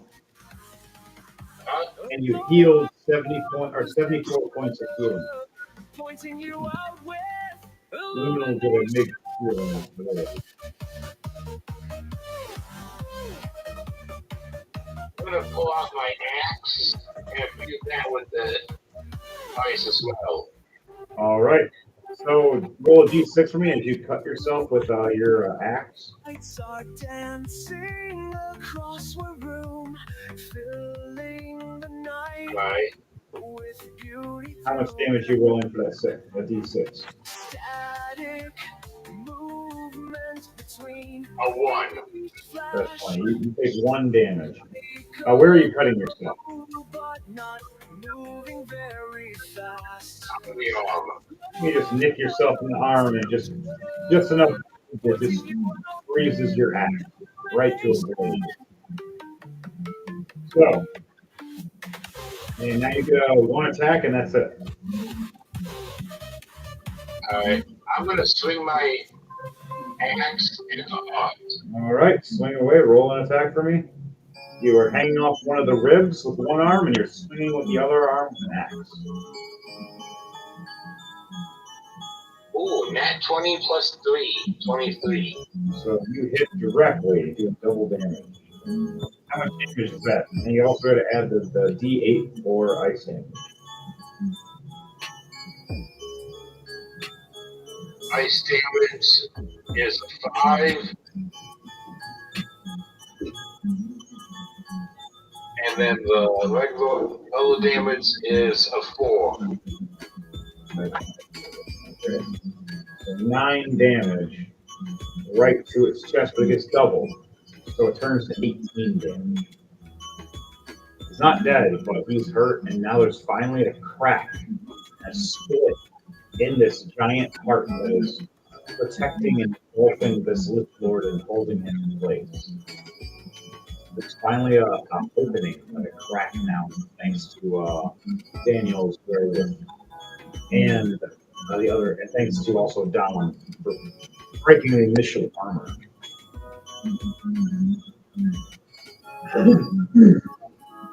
All right, guys. Your turns are done. Is there anything you say, Daniel, before you end your turn?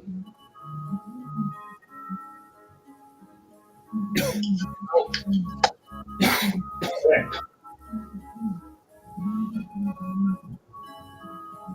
You see a portal open up. You see Zenta come out. You see Hugo and Lich.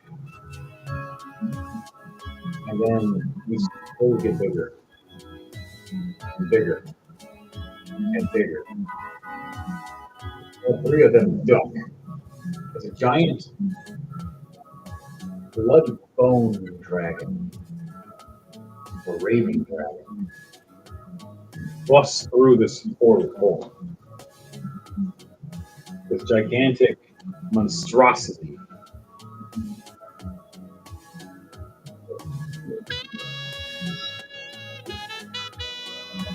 I will show you.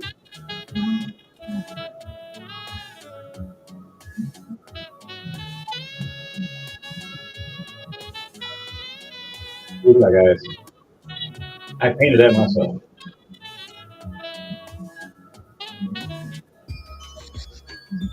Everybody see that in the Oh, camera? that's awesome. That's the Holy best love gosh. there. It's a beauty. Nice too. That looks like a Balrog. Where the fuck did that come from? That's Matt's character. Berlin, as she transforms into her blood raven dragon. And she flies through the portal. As Zenta held the portal up big enough just for her to fly through, but it closes before Pando, Glitch, and Zenta make it. The flies are trying to attack this giant creature. It goes off and hits it as I rolled for the attack. The attack was an 18 plus 10, so 28, and the other attack was a what was that? It was a 19 plus 10, so 29. They both hit with these beam energies of blood energy.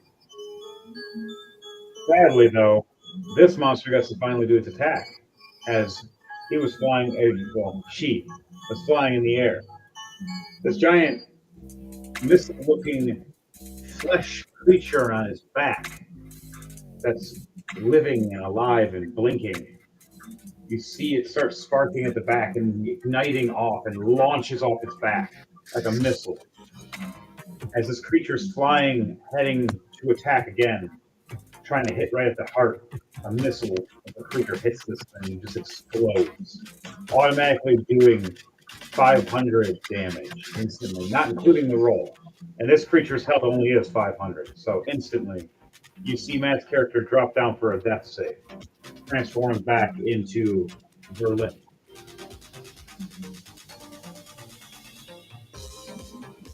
Now I gotta roll for her death saves. As she hit the ground, bleeding.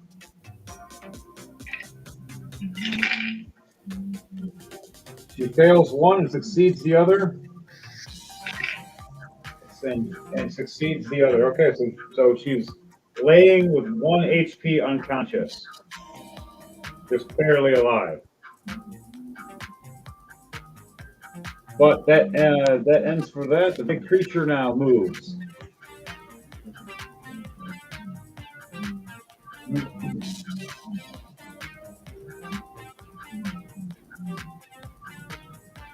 Takes a swipe at you, Dom, and takes a swipe at her, the giant woman.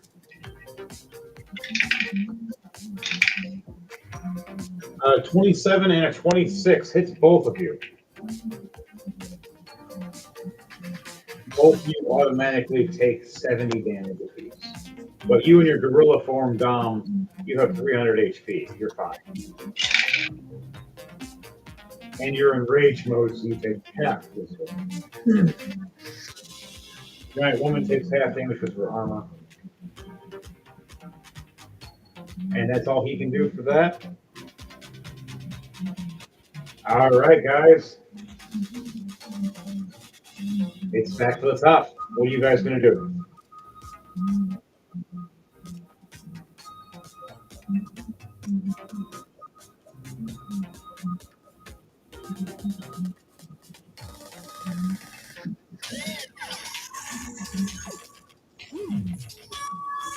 Whose turn is it again?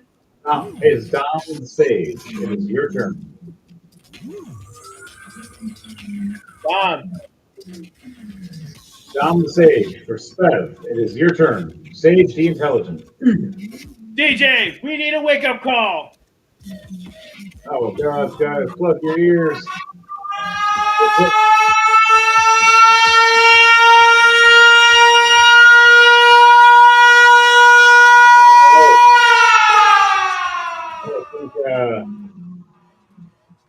Dom is away from his mic for a minute or two or more. If not, he passed out. We'll find out. For those of you who are still on watching, make sure to like, share, comment, and subscribe, folks. Sorry for for your more ears. exciting adventures in this world. This world of rolling to die. I forgot the name that we put for this land compared to the lands of Nor. The lands of Nor is the other side. This is the original side. Just don't know the name. I had it written down somewhere. So Dom's first attack misses, but his second attack succeeds, doing a dirty 30. Swinging a big punch right at the structure of the knee again, snapping the one knee, dropping it down, finally breaking the one leg. Bonus action. Attack one more time, and I miss with a 2. 2 plus 17, and 19's a miss. Dom ends his turn. down the stage, the intelligent. All right, now it's Mayhem and Luno. Mayhem lunges up at the creature. Attacks with his bonus action because it takes all his main action to get there. 18 plus 12, a dirty 30 with my Grand Slayer axe. Woke up this morning. I was all by myself. 23 damage times 2 Up at the ceiling. for the 5 creature, so 46 damage I do. Slashing with this big axe. That's all I can do. And it's a And sad little song. close to death, as you see the giant heart split open even more now. Lonely, lonely blues, and it's a sad, sad little song. My ice damage and Finrier's for Daniel's. Through several breakups, Need something stronger. Need they something all more holy. ended out so bad. I All never right, thought Daniel's turn is I done. would be this sad. It's not. It's now your turn. It's the lonely blues. My turn? It's a sad little song. No, Grisma, then Leah. So Chris, Yeah. then Leah. You're on deck, though. You're Chris. All right, All Dark Trooper, your turn. Am I still on the guy's head? Yes, you are. It's time to come around and you hang on. You held on tightly so far. You know, you would think at some point he would try and like claw me off at some point. You're the least of its worries. Is a giant gorilla just punched him and he broke his knee. Giant woman's trying to cut it in half. People are taking it apart. Like if it was just you, yes, it would have freaked out. So, you all ganged up. You're like the first one who went, whoa! He jumped on his head, like, what the hell? Now everybody's ganging up on it. It's like, oh my god, get off me, get off me. Anyway, Kind of fun. Like, it's all ganged up and just jumped at it and attacked it. You're like, hey, this thing could kill us. Get it. Grisma, I like it. It works. continue pummeling him in the exact same spot with his flaming star of Wog. Mind you, its now is ice. So the bone is more brittle now, so it's 3 times as much damage. So roll for attack for me. 14. 14's a miss.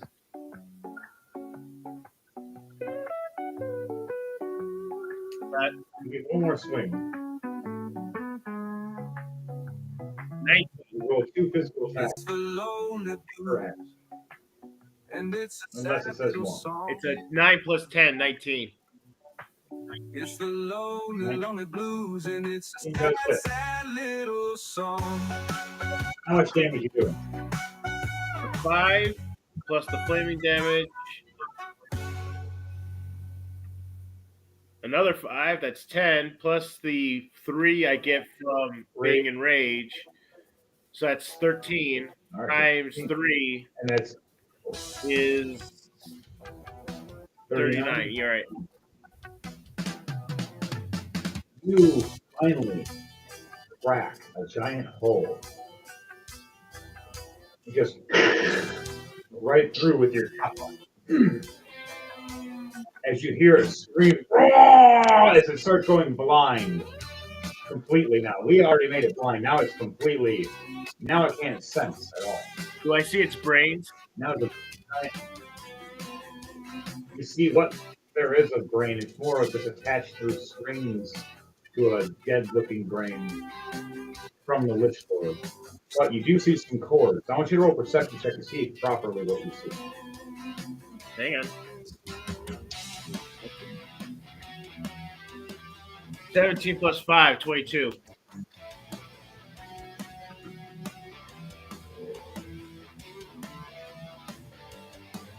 Me too. Okay. You look inside and you see all the connections of where the Lich Lord has the strings through like a giant puppet. You see them attached to where the brain and the spinal cord is. However you say it. attack with your chopper in there and swing in there a little bit and poke and prod? No, what I do Start is snipping I shit? take my mace, put it in my mouth like pirate style, and I stick my hand in there and just start pulling. Oh, nice. All right, so roll a strength check for me, and let me know what that 8 is. plus 4, 12. You had to succeed at 10. You succeeded at 12. You yanked down and grabbed at a briar cord, and pulled and yanked, and you see the creature shifting like as you're pulling, and you hear a screaming right below you. No! Nathan! Don't grab that! You want to yank and rip it out? Sure. All right. How does this orc do that as he yanks and rips this out to this giant git? This wannabe squigget. I yell after my orc finally cracks his tail. It's like about zogging time. I got through. Now to get to the squishy bits. And then as I'm pulling, I'm like, "Get out of here, you squishy bits! Out!"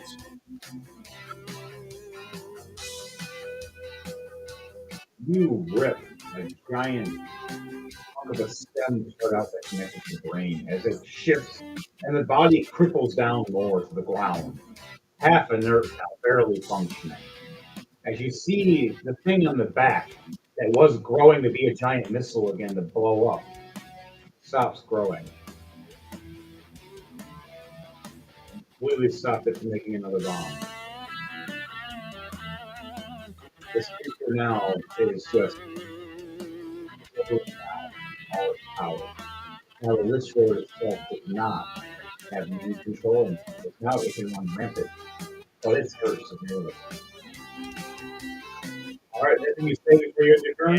Yeah, nope, I ain't got nothing more to say. All right, you're just covered in gunk of death. All right, Leah, for Wonderland, it is your turn with your Luna. Okay, I would like to use a 7th level spell and conjure a celestial. Nice. Hell yeah. All right, conjure away. My hand is going to glow, and then with a strike of thunder, there will be a celestial. Where there's a list of celestials. There's a celestial there now. Just right next to you. Yes. Or right next to the monster. Which you want. I turn to our new celestial guardian and point at the skeleton man and say, "Attack." What kind of weapon do you think it holds? Hmm. Summoned from your celestials. Metal fans. Metal battle fans. It's female-esque. Woman with wings. Like angel. Covered in these wraps that are dark. And these full fans that she opens up with wind blades. As she opens, it's a small tornado disappear that she just opens. She looks over at Luna with a band cross over her eyes, like she's blind warrior, and looks down and nods, and looks back up with the glow in that band.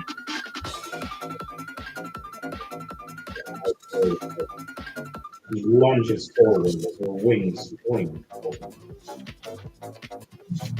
Now, Leah, what's your spell modifier? My spell modifier, that will be +8. Roll that with a d20 for me for an attack, please. She's going to be doing 2 attacks with her wind blade. We're going to do 14. double. Okay, so you get a 14, but it's going to be a 14 plus. Roll 1d6 for me. Okay. 14 plus 8. That is a. I can read it. That's a 2. All right, plus a 2, so it'll be a 10 then. So 14 plus 10, so 24. You see this winged woman slash at the chest of this creature, hitting it directly, doing severe wind damage, cutting it open even more. Blood just trickling down the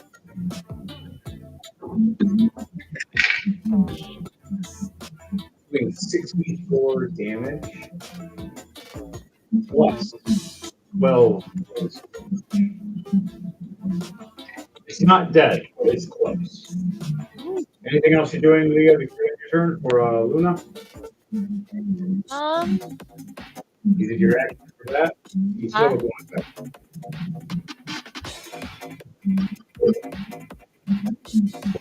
I would like to attempt to cast. Who is the closest to me? Right next to Luna and Jordan. I'm about 14,000 feet in Everybody the else? air. Yeah, but Jordan's close. I'm high up in the sky.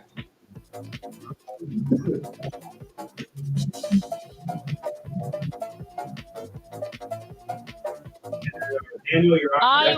I would like to cast bless on the 3 closest people to me. So Luna, Jordan, and me, because I'm on the ground still haven't. Yes. No, sorry, I'm wrong. Yes, I pray to my God. Help us kick ass. This guy's really ugly. Then you're blessed. Okay. Thank you. So that's a D4 to our attack rolls, basically, or our saves. Okay, Yes. sweet. D4, gotta get Jordan. Whenever you may need, probably soon. Use them well. Yeah, those are the guys that. Okay. And anything you say for end your turn, or is that it? That was it. All right, Fenrir, it's your turn with Thorak. You're on deck after Fenrir.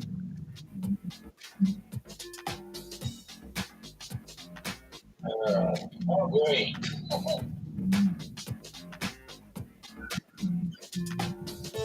I had to mind, but I can do that. What are you guys trying to do? You're hanging off a lid, flying at the heart. The creature, you can either reach in and pull out, or you can just keep it ripping off more. It's pretty open now. Yeah. You take it down. Oh, no, I know. I was looking to see if I have a crossbow, but I don't. My guy, you go to a store. You go to a shopping episode. How dare you? Also, we have an armory. You always ask for characters for a weapon in the armory. Next time on Rolling to Die. But what are you going to do, Daniel? Wait a minute. Jordan, Yeah. no character has a crossbow, right? I'm sorry, who? Thordak? No, Thordak does not have a crossbow. No, he's a cleric. He's just I have a mace and I have a giant spiritual battle hammer. I have a crossbow. Yeah, I borrow it.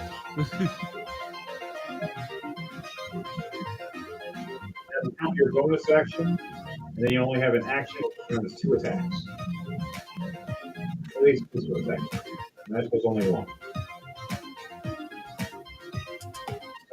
All right. Do you want to, Monte? Does your character want to use this reaction this turn to toss the crossbow or have your magical hand do it? Let's see if my hand will listen. All right, roll for the hand. See if one of them One handle got an hand it 11, over. one got a 4. The 11 just barely succeeds. Okay, I'll have that. So I'll one. have that one take the crossbow over then. All right. So Fenrir, that you see this purple hand floating over with a crossbow in his hand, and it hands it to you and pats you on the head and floats away. The crossbow has a plus 10 modifier, and your damage is 1d8 plus 4. All right. So plus 10. That's your roll, Danny. What do you roll? I need to roll a D10. And you get a roll a d20 is plus 10. 16. So 16. All right. So you fire this crossbow bolt right in. You hear the Lich Lord screeching pain as his AC is. Oh! Him himself is no AC. It's like, I just didn't love a bad name. He would shot through the heart. You've been waiting to do that all day.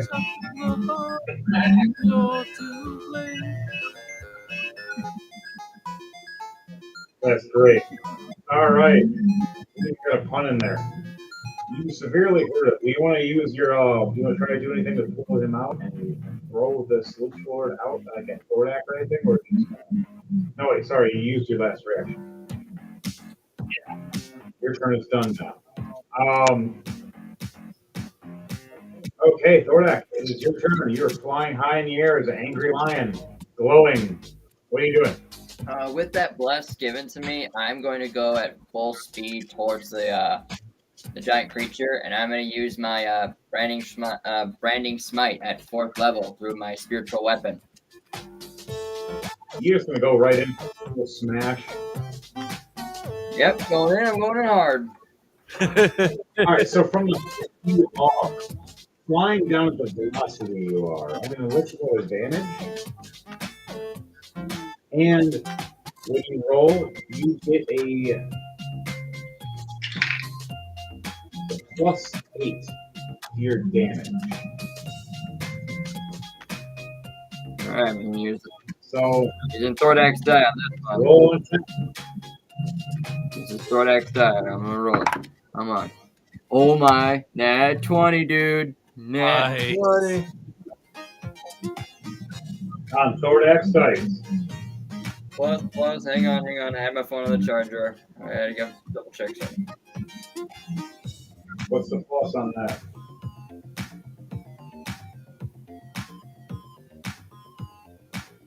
The attack deals an extra 2d6 radiant damage to the target, which becomes visible if the invisible target is shed in dim light or is invisible, up to 5 feet radius. He is in dim light. Alright, use Inside of it Coach, at higher levels, casting the spell using a spell slot of 3rd or 4th or higher. Extra damage increased by 1d6. So I'm using this at 4th level, so instead of 2d6, it's now 3d6 damage. You're casting at Nice. 4th level. And it's getting amplified with a plus 8 on top of it.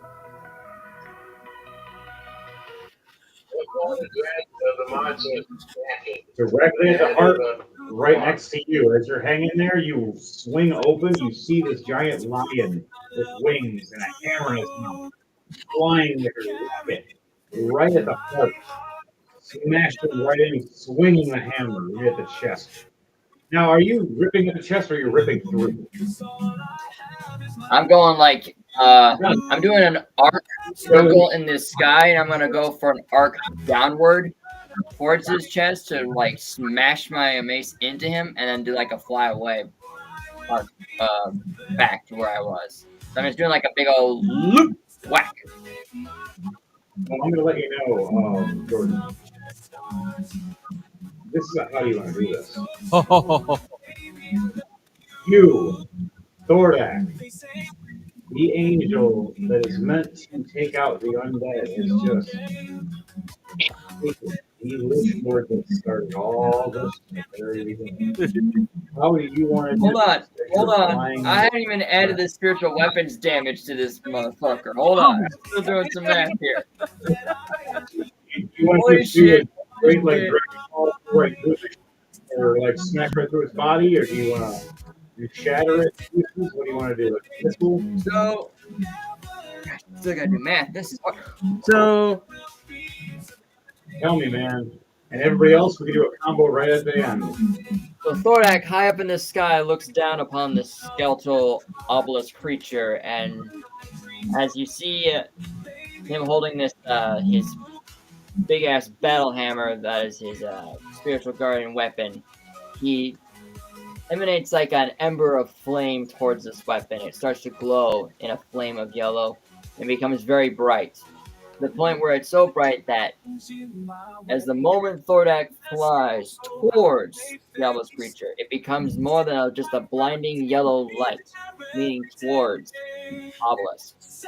And as Thordak goes for a curve upward down towards the creature's chest, an immense bright light flash and then yellow of flame emits across the chest of the creature, as it already is on fire still, but now the flames have been engulfed into yellow instead of this orangish red blues. It's now been a Not including the fairy fire.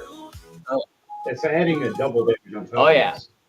So the radiant damage he's taking is 10, but double that, that's 20. Not including the plus 8. Plus 8 on top, so that is 28 right there. And then the spiritual weapon, And double. All because of that 20. which is at 3rd level. Okay, so that's a 5. So 5 on top of that, so 20. 28. So that's 33 points altogether of damage done to this creature from my attack. You smash right through. And the Lich Lord. As the yellow flames Flops emit out. out towards this creature's explosive attack, the flames begin to eat away at this obelisk skeletal creature, and all the bones become engulfed in flames of yellow, and then from flames of yellow to nothing but the wind and ash. Alright, so it looks like this. He launches off through the heart. As his body is disintegrating and falling apart. His skeletal remains lands right next to Berlin and disintegrates to dust. As what's his left? Only a perception check can tell you. Now, Thorak, can you roll a perception check for me to see what you feel? Yeah, I can roll a perception check for you. 1 sec. 4. I got a 4. 2 plus 2, 4. What happens? The last remains of the skeleton. Before it whisks to dust. The parasite. Undead looking slug. Crawls out. Laying next to a one health, nearly dead Berlin, gasping for air.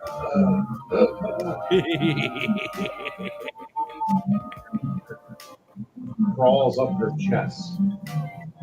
Snails, opens its mouth, right into her mouth. Goes into her chest. You start seeing her convulse and twitch. And then finally drop dead. As her HP hit points go to 0 and reset back to 1,000. You heard me, 1,000.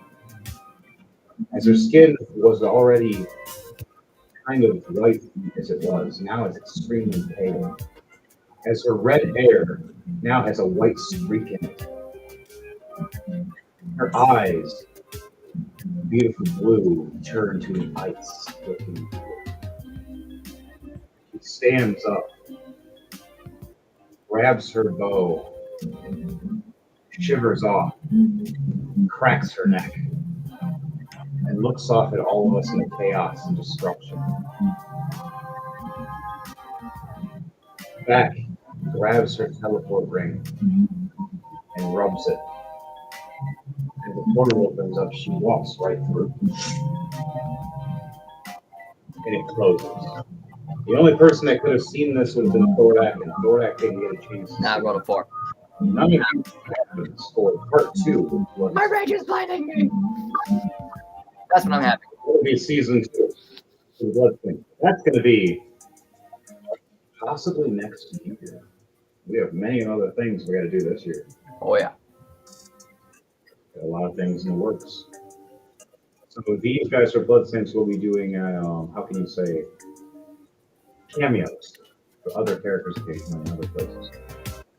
But on that note, for the rest of the team of Bloodstains, how do you guys want to do this to destroy this giant creature now that now is not functioning correctly and needs to be destroyed and smashed? We're going to start off with DJ Thunderbase. What do you want to be the first person to do to smash up this giant creature? Next, after that, we're going to go with Chris for Dark Trooper. Dark Trooper's on a skull, so I'm thinking he's going to play the drums on his head. My character has kind of been holding and building a massive ball of acid above this creature. The next thing I was going to do was actually have you roll a dexterity. You don't need to roll anymore. Nope. So this massive ball of acid just drops right on top of where you see that creature explosive thing that was trying to grow. Right as about to make the explosive in its back. Acid pours on top and melts it. Yeah! As it was trying to make one last explosion to blow all of you up. Dante here recorded plans. Trying to pull my plans? Are you? You know what? Yes! Ah! That's it, killing you all. No, you melt that, and you start melting the spinal and the shoulders, and it starts crippling and falling, and the giant spikes on its back. Dark Trooper, Grismot, what are you doing for your final as you're on top with a giant hole in its head? How do you want to do this? My orc climbs into, starts climbing it, starts ripping stuff out of the sky, out of the top of the skull, sort of like a mechanic in a car. He's just literally just. Oh, this doesn't go here. This doesn't work here either. No, this isn't how this thing goes. You're supposed to put it like this. No, I'm thinking it's more like he's just ripping stuff out and throwing it out. Like, what is this? Who cares? You see her ripping. I don't think this needs to be. It sounds like like a big old lump of goo just goes across the room.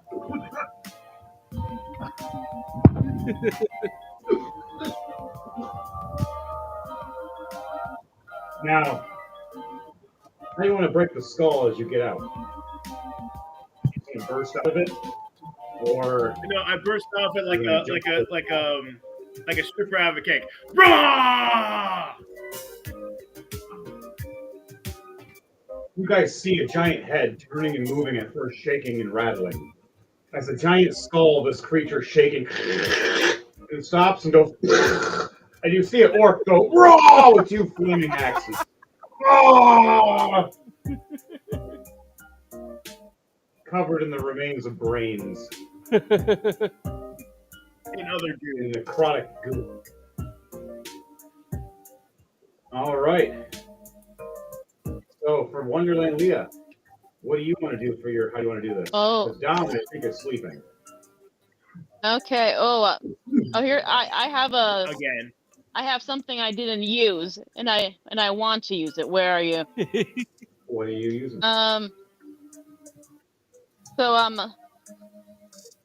Fuck is it?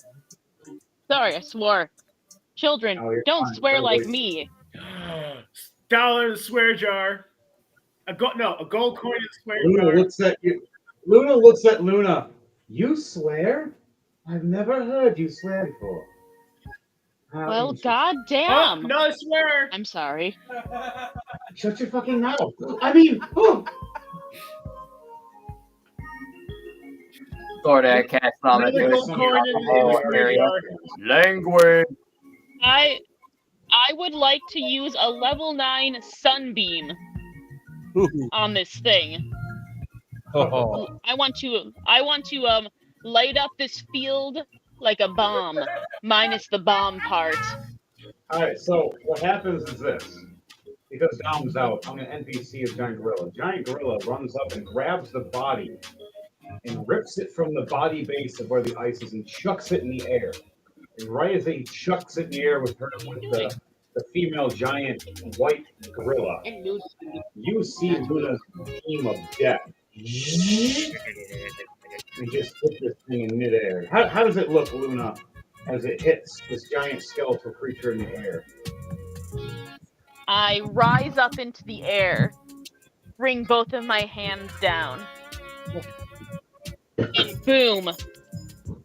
Everyone better close their eyes quickly. Right as everybody says that and ducks, Mayhem's like, "What? Oh, I'm blind!" It's like blinded by the light. Copyright. Oh yeah. I mean, so on that note, Thordak will watch. He was there. right? He would Daniel, test what's the next thing you do before before we end this part? Fenrir, as this all happened. Yes, as this all happened, you're standing there, and the giant woman pulled you off of the undead creature as this was all going on. Thank you for saving me, 30 men. I have a potion of giant growth that lasts an hour if you're the ones that hang out. And she smiles. Although I am kind of sad now with the giant monster destroyed. Oh, don't worry. There's always more. I know, I just had a bone to pick with it. Yeah. She laughs and tickles and throws you back on her shoulder and starts walking. You guys notice silence for once. Is it golden? The undead are gone. Quiet. The bones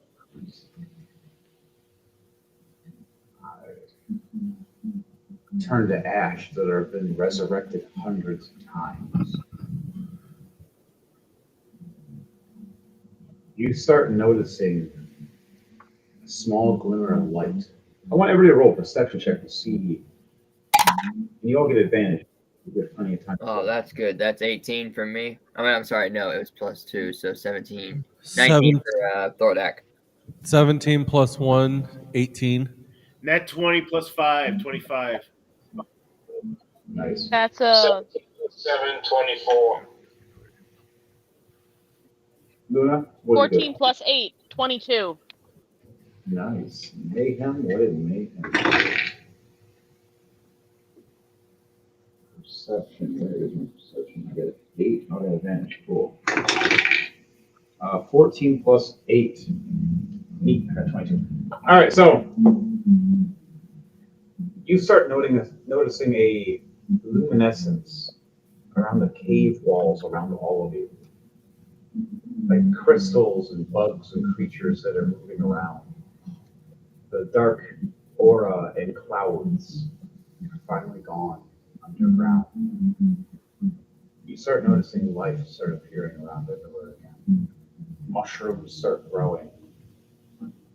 A little bit of grass here and there. Even that crystal tree that was humming glows brighter as more life starts bringing around. As a waterfall appears. You notice notice this is supposed to be a royal burial ground of life and death, not undead and dishonor. You notice there's gravestones. This place is ancient. For Grismod, for your nat 20, a +5, you notice some mushrooms growing around from the blood that splattered from you. And you know exactly what those mushrooms are going to grow into. You smirk and smile. You walk away, healing back up. The rest of you, none of you see that. But you gotta have a 25 or up.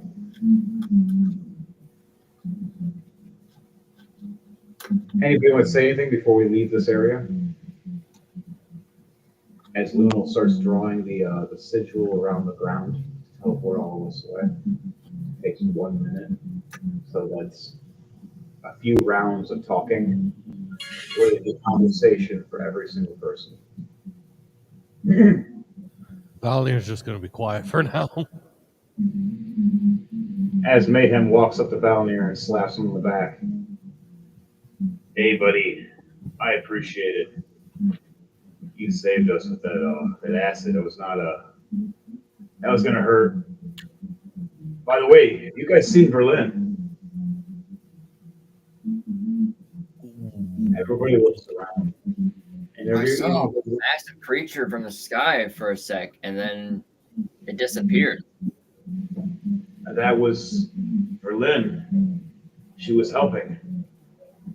But she got hit with that creature's explosive necro bomb. Helping? I thought I saw her attack one of us. All I know is that they opened the portal to try to help us. But something sealed them back up and wouldn't allow the rest to come in.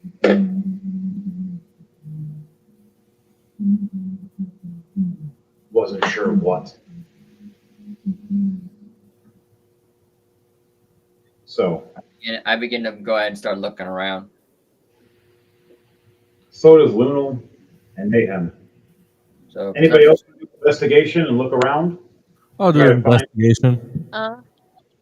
I'll do investigation. Everybody has advantage with this because they're all working together. I have natural advantage anyways. Oh, so do I. 18 plus 8, 26. Well, my first roll is a nat 20. The second roll was just to amuse me. I got 18 for Thordak. Okay. Anybody that got... And 22 total. Oh, nice. All right. And a nat 20, not a dirty 20. Nice. Luna, that's perfect. You're going to be getting something in a second for knowing that. Anybody else? What else did everybody else get? Anybody else get over a... I got a 26. Holy crap balls. Okay. 18 plus 8, 26. You win too. You and Leah. Daniel, what'd you roll? Investigation? Yes. What'd you roll for your investigation? Dom, are you there? Did you roll? Dom, I love you. Sage the intelligent. Nope, he's asleep. Don't worry about it. 14 plus 1, 15. Okay, the 15. You don't see much. Yep. You guys look around. Anybody that got over a 19 and up, you see where the fallen remains of the skeletal hit. You've seen a dragged body of where the dragon hit and where Berlin's body lay, but it's not there anymore. For Valinir and Luna, both of you, as you both investigate and look down, you see slimy trail across the dirt, going up to where the body was. And the body looks like it was ruffled and moved around drastically for a short period of time before getting up, and you see footprints. I am going to roll. Would this be an Arcana?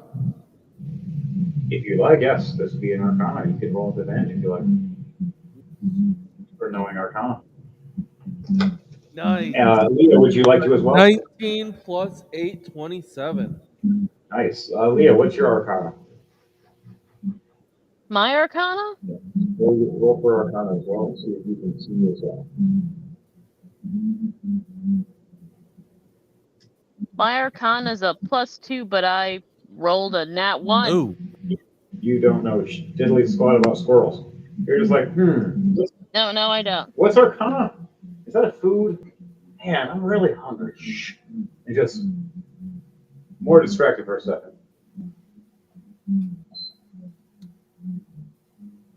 So on that note, for you, Valnir, you see the footprints lead as it turned into a portal. You know it was some kind of arcanic magical ring or necklace or belt or something that opened a portal that left a residue. You know you've seen this before. And you realize Looks like something decided to take her. do you say this to everybody else, or do you say this to yourself? Yeah, I say this to everyone else. What do you guys all say to that when Valnir says this? That it looks like somebody decided to take Berlin. My orc goes, "Who's Berlin?" Mayhem just busts out laughing with Valnir. She's a woman that has a man's voice that was cursed with it as an elf. She is a good archer, but she was cursed with some demonic elder demon or dragon. But it looks like that wasn't enough to fight this. But something took her, maybe for those reasons. I don't know. What do you guys think? As Luna looks over going, that was the smartest thing you've ever said in the past week. Congratulations. Good job, Mayhem. Wait, honey, in front of everybody? Now I look like an idiot. You mean you didn't already? He just looks at you. I am strategically great at fighting. You're always on the ground. Shush! You're always the one getting blown up. At least it's me and not you.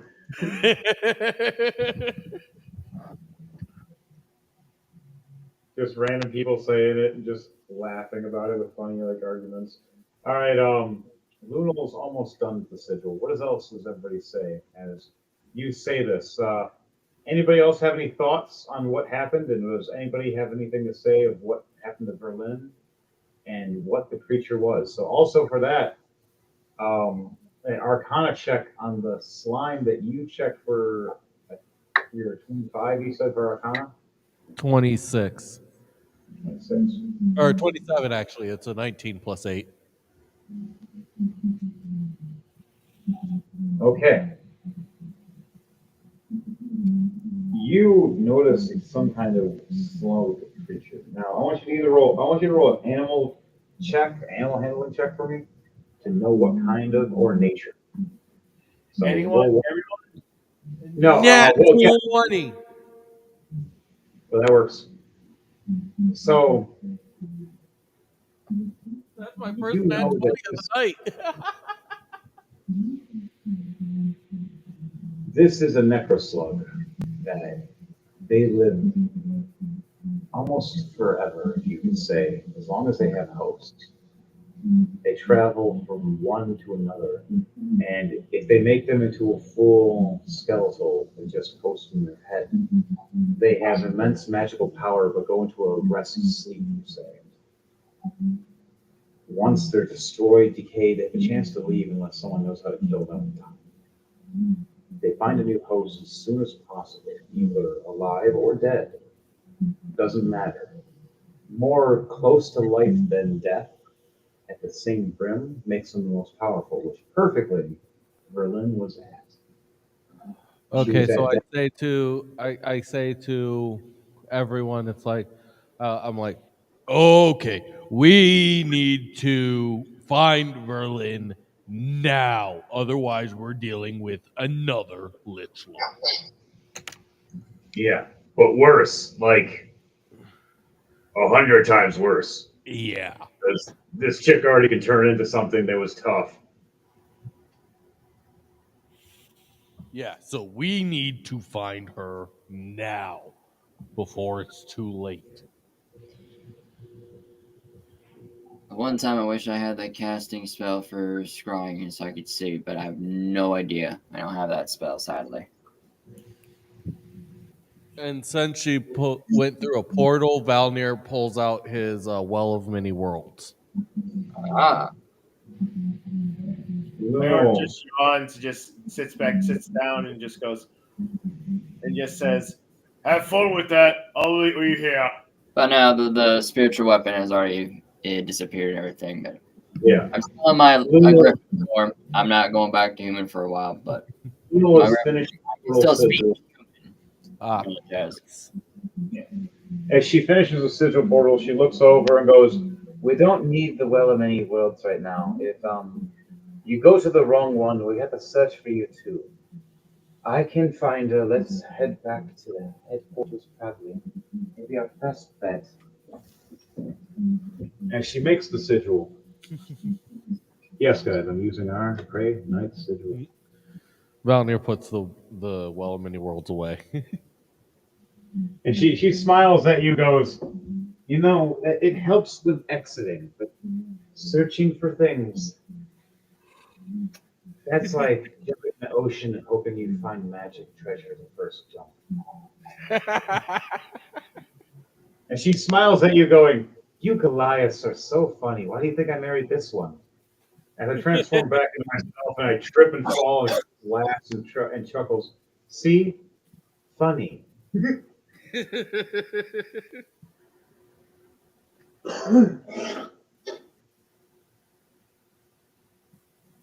Everybody ready to head to the portal?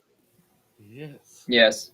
And I'm gonna Sure. see if my Yes. D100 is gonna be nice. Wait. Let's do a perception check to see if there's any treasure around. You guys want to search for any treasure around or anything first before we go? Search for anything magical or rare as after the battle? I'll ask Lunal, how long does it take to get the sigil done? She looks over. 1 minute. I already have it finished, but all I have to do is connect this last piece and we can go. I can wait it as long as it doesn't get damaged. So we can Okay. search. What do you would like to search for? In my big ass griffin form, I look around at everybody and just say, "All right, take 5, look around, be back, we leave. Don't leave until everyone returns. Agreed?" Everybody nods. Mayhem does. My orc yells up in the air, "Let's go looting!"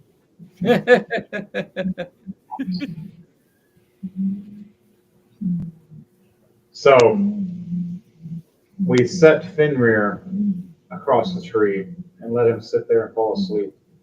He fell asleep again. And Damasay, as Spev transforms back into her halfling self, yawns, realizing how much energy she spent, cuddles up next to Fenrir and falls asleep.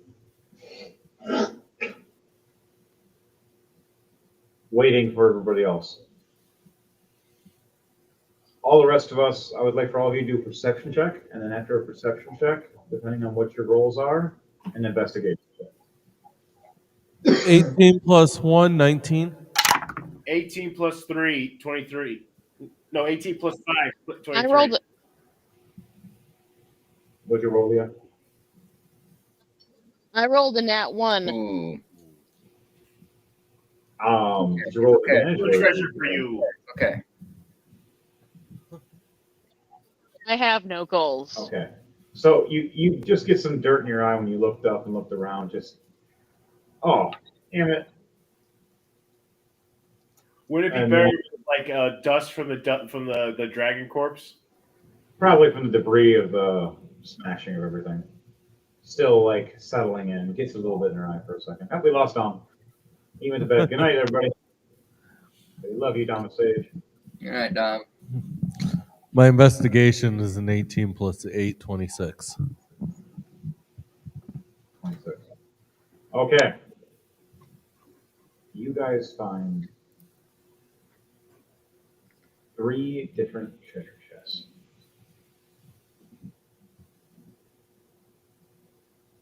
You set them, one that's a dark wood, one that's a light wood, one that's like a red wood. One with gold brim, one with silver brim, one with a black brim. Would you guys like to open these? Yes. Who would like to open which color?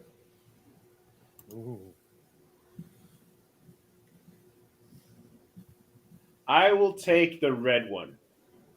Okay. You open So the you red said there's one. 4 colors? There's 3. 3. Okay. There's dark brown, light brown, and then there's dark red. Okay. The orc is going to open the dark red one if you want to open it with him. All right. Or, yep, so you two open that one. Brown, actually. Mayhem goes to the dark brown one with Ludel. Jordan, do you want to open the light one with Leah? With my perception of 15, did I see this or no? Yes, you do see that. You need at least a 12. Okay. I'll go for the light bag, the light brown bag. All right. And Leah, you just stand behind, and because you don't really care, if you've got something in your eye. Yep. I tried, but apparently the brain cell didn't activate. You're looking for something? I see wind. I'll bring the bag over to Leah with me. So The you bag guys I open. I'll head over to Leah. All right, the treasure chests. You see each have a little puzzle on them to open. So I want each one of you to try to discover what each of these puzzles are. They're like a Hey, little. brute force to open it. You So can, I- if you want to use brute force, you risk damaging things. I am going to inside. roll a history. I am going to roll a history check. All right, roll a history check. A 13 plus 8. So a 21. 13, 21. You know that these 3 boxes are the ancient 3 boxes of women. That opening them casts magic or spells, good luck, bad luck, releases demons, or saves you from them. It can open portals to other places and sometimes come to life or eat you. These are sometimes the boxes that create mimics. Sometimes they're the ones that create the bumps in the night. Other times they're the things that create the monsters that fight them. One box will give you treasures. One box will give you death. One box will give you mystery. Okay, with my investigation of 26 earlier, do I notice any sigils or symbols on it that I can investigate on to see which is which? You see ancient symbols on each one that look like they triangulate. You have to have them in a certain order to open them. If you do not, something bad happens. If you open them individually separate, something bad happens. Okay, I'll let everyone know about this. Yeah, do you want to warn everybody before they try to open Yes, them? I go, hold on, everybody. We do not want to just open these at random. Seems there's an order to them.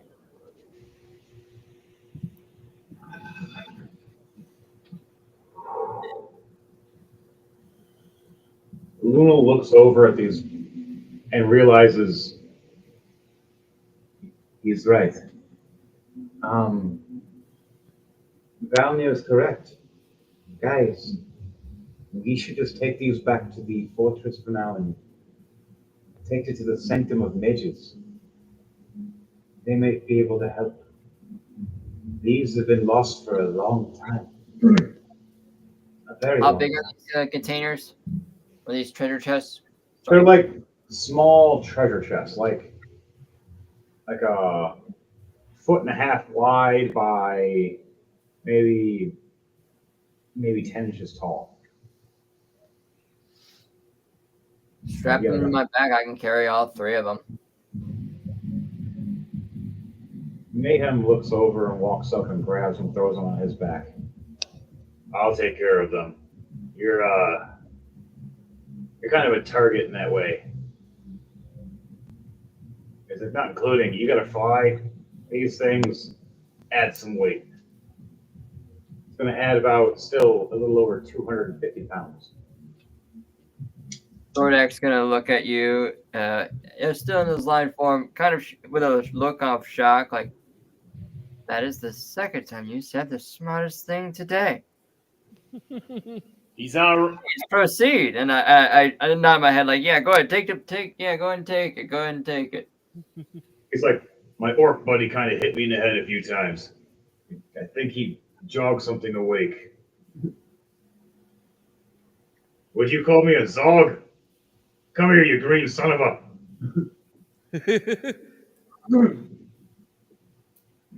All right, but the bags are safe to open, though, correct? No, these treasure chests are not safe to open. Oh. They have to be in a certain place, Matt, in a certain order. If they are Alright. opened incorrectly, you find out the hard way.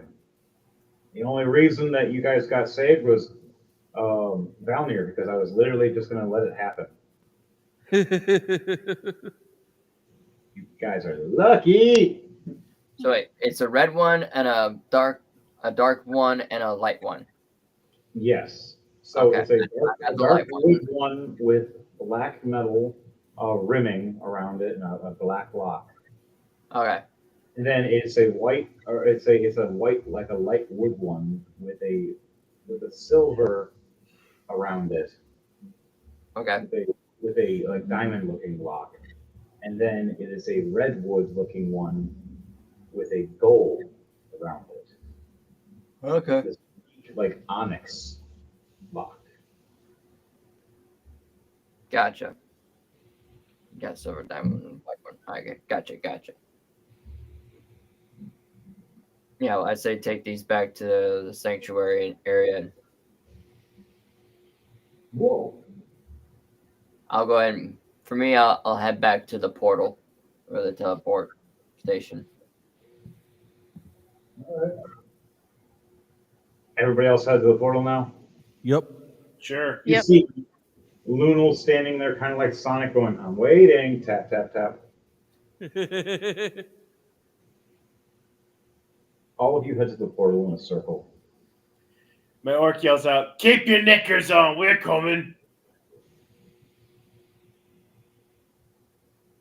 You guys all head in. Lunal stands there, finishes the portal as you guys all start teleporting. I want everybody here to roll a D100 for me to see see how safely you are to head back. Let's see if the D100 is going to be nice to me today. It's been a while since I rolled D100. Oh, nice. 59. 37.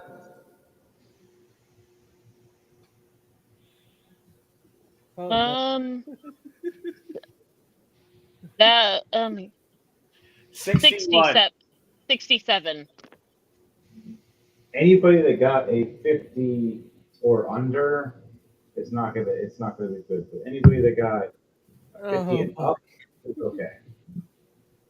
Oh boy, I got a 37. Oh, Mayhem no.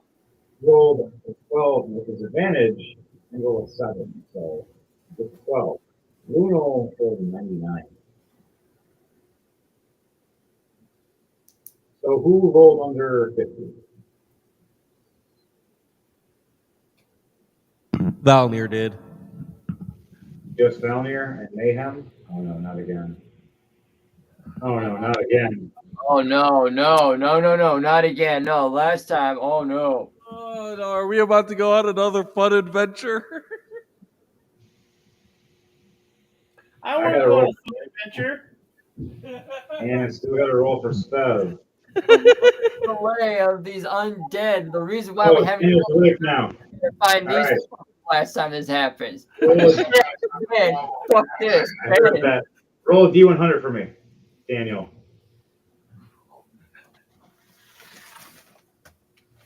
And Spev rolled a 97. Spev is okay. 76. 76, you're okay. Everybody teleports away at first. As Mayhem's holding Lunel's hand, he starts getting pulled down, and Lunel's like, no, no, no, and just she can't hold on. And Mayhem's like, I have to let go. I'm not gonna drag you. As he lets go, he notices Valnir coming with him, going, at least I got some company. What's up, cousin? My orc yells back at them. It's like, "Oi, get back here with me loot!" Luna looked right at you, Grismont. I need a little help then. Thank you for volunteering. And she takes her staff and slaps your orc ass right down towards Mayhem and Valnir. Now all three of us are just going down. We teleport the rest of you back safely. As Grismont, you're gonna be helping with our guide to help save us. This is gonna be fun. I don't know if that's gonna be dangerous. Oh boy. Oh boy. Oh That's boy. what it's gonna Oh be. boy. This'll be fun. All right, so all of you land at Sanctum safely, but for the rest of us, roll a D100 for me for percentage of how hard you're hitting the ground and where with it.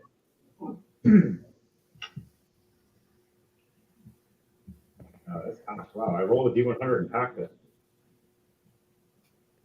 That is the third time in our life we've ever seen D100 cocked.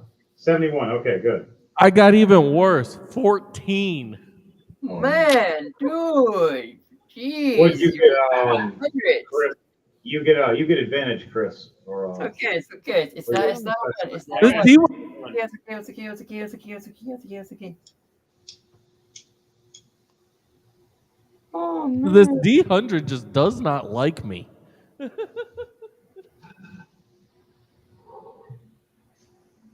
What'd you get, Chris? I got 61. You succeeded. Okay. Mayhem and Grismont land down. Kind of cool superhero pose, smashing down, but it kind of hurt. And then we look up, and you see Mayhem trying to raise his arms comedically, like a cartoon, to try to catch Valnir. And he just flies past. As he's flying past, you just hear him say, "Someone soft, get in my way!" You take 47 damage of bludgeoning hitting the ground. Oh, were you still raging from? No, you weren't anymore. It's been past a minute.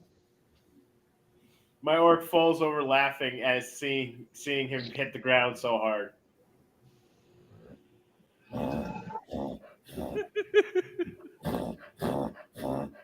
Now we have to find where the hell we are. As we look around and see mostly darkness, you see a few trees. Hey, you roll a perception check for me, DJ Thunderbase and Dark Trooper Orc. Don't forget, I still have dark vision for 8 plus 8, 16.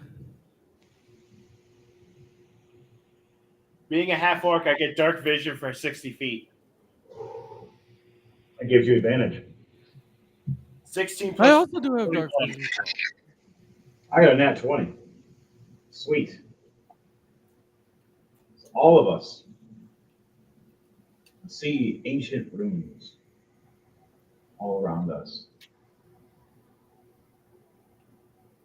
We see a bunch of statue figures at first, and we start seeing snow.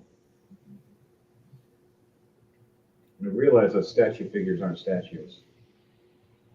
As you see 6 giant snow troll yeti things. Yeah, they're giant snow trolls. 6 giant snow trolls stand up and surround us 3.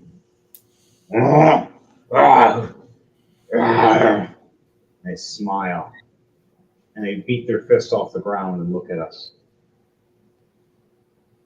Mayhem looks back at Valnir and throws him a health potion. You know what time it is, guys. It's time to rage. And he starts transforming into a werewolf again. And I chug the potion.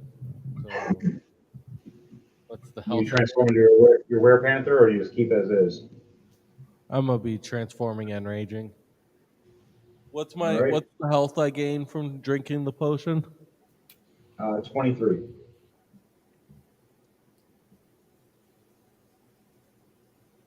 And that'll cut. What do you do, Dark Trooper? What is your last scene before we cut our crew? I grab both my axes and say, "Time for a scrap, lads." Good thing you got fire axes, because these things are weak to fire. Most of my weapons are fire. You smile with both your axes in your hands, just ignited in flames, the big, bloody, curly smile. Mayhem turns to a gray and black werewolf, pulls Nice. out his giant great axe, and smiles, going, "Oh, we needed this. A little more after that battle of bone crushers. Some real blood." As I claw my chest, and you see my hand turn and catch in flames, and I slice my chest more with my axe, and it catches in flames. Henry, Yes. can I hand you my flaming star of Wog for He a doesn't flame need whip? them. He already that I have all. I literally, that's the whole point of being a blood hunter. I use my own blood and turn to whatever element I want. So I clawed myself and used my hand as one and my axe as another, and they're both just engulfed with flames. Right. Oh wow. I'm doing that with my Megaloblade whip. Yep. So you see Devontae transform into his were Black Panther and grab his Mega Blade whip and wrap it around his body like Ivy does, and he pulls it across himself and slices his body. And as he does that, it just ignites and flames a big circle of fire around him. Like he just ignited. Now there's a fiery ring around all of us, and you see all 6 trolls jump back, freaking out. As even the snow around us and the wintry snow is not turning this fire off because it's magical. And it's part of his blood. So now we have a fire ring to at least keep us warm, too. What Valnir says is, "Playtime, Fluffy." We're going to cook them and eat all 6 of you. Let's save the fat one back there. Well, he's, dessert. As we do that, it fades to black for all 3 of us. Now back to everybody else. You guys land safely. You see Luna drop to her knees. As soon as I drop down, I look at Ludel and say, "All right, do we know where they last left at? Are they still where we last left?" She grabs at her necklace. You see it glowing. She shakes her head no, with tears hitting the ground. As you see the different sigils on the ground flickering off, one by one. She doesn't know where we dropped. Oh boy. She used all of her magic up today. She has to wait at least till tomorrow to to look for some scry. I don't think, Luna, do you have scry at all? No, Then fortunately not. you see Chrome Tomb Crawl walk up. So, where is everybody? Are all of you here? No? Uh, Pando and uh, Lich Caliber, they're here, and so is Vinta. But Berlin's not here. She went through the portal and she never came back. She's not with you guys. No. What do you guys say? Do you guys tell her what happened? How do you tell her? Who She wants was to tell her? there, but unfortunately, she had disappeared. I don't even know what happened. I'm currently with Mayhem fighting trolls, so Yeah. You can't say nothing. Devontae can't. I can't. But Luna for Leah, and then Jordan for Thorak, he can. And then besides that, Daniel can just mention whatever he heard, but that's it. So what do you say, Jordan? For I Thorak said, and Metallic, that she was there, but we tried to find her body, but it wasn't found. So we think someone or something has taken her elsewhere, and so we were going to come back here to do some work. But in the process of coming back, we are missing 3 companions. We're missing Mayhem. Again. We're missing Valmir. Again. And this new orc guy, he's got a fancy word that goes by the name of, what's the word called? Git, I believe. his name is Grismot. Charisma. Grismot Face Splitter. Is it Grismot's Face Splitter? oh, it's Splita. Splita. Grismot Splita. Splita. Hey, Splita. Splita. But the word git is Is- pretty much a fancy word.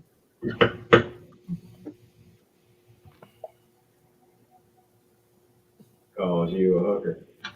I was about to say, in technicality, he just called Grismon a git.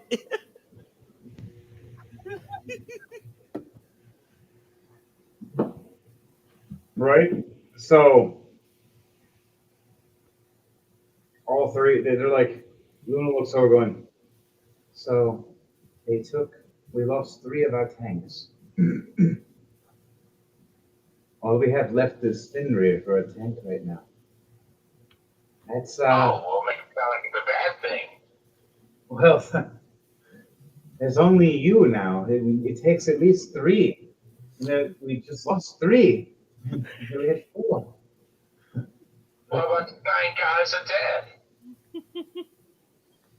The goddess of death that's looking at Luna shrugs her shoulders and just teleports away.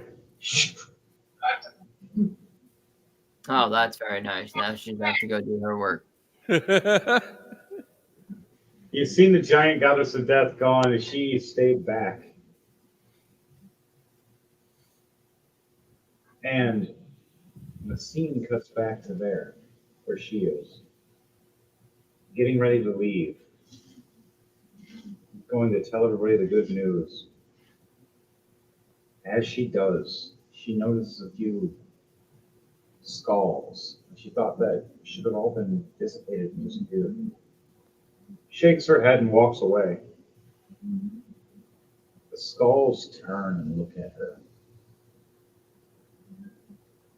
Back at that gravesite where we were when we had that battle, some bones erupt from the ground. A rune glows and lifts from damage that you guys never destroyed fully. Glowing snatches back as the undead dragon raises back up.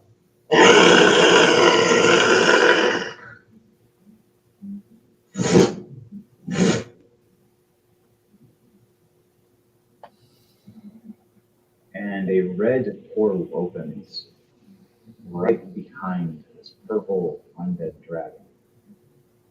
Berlin lands on top of it. Sounds like I need to get a new saddle for this. Has to fit a lady now instead of a man. It's nice not to have a bony ass for once. Something about a deal with the Elder Gods. Interesting. I'll take that deal. As it gets back to black. Back to you guys. What do you guys do for the end of the night for Luna and for Thordak and for Fenrir? Spev goes off and sleeps. I'm kind of mad. Oh yeah, why? Dying goddess of death left. I was supposed to bottom tonight.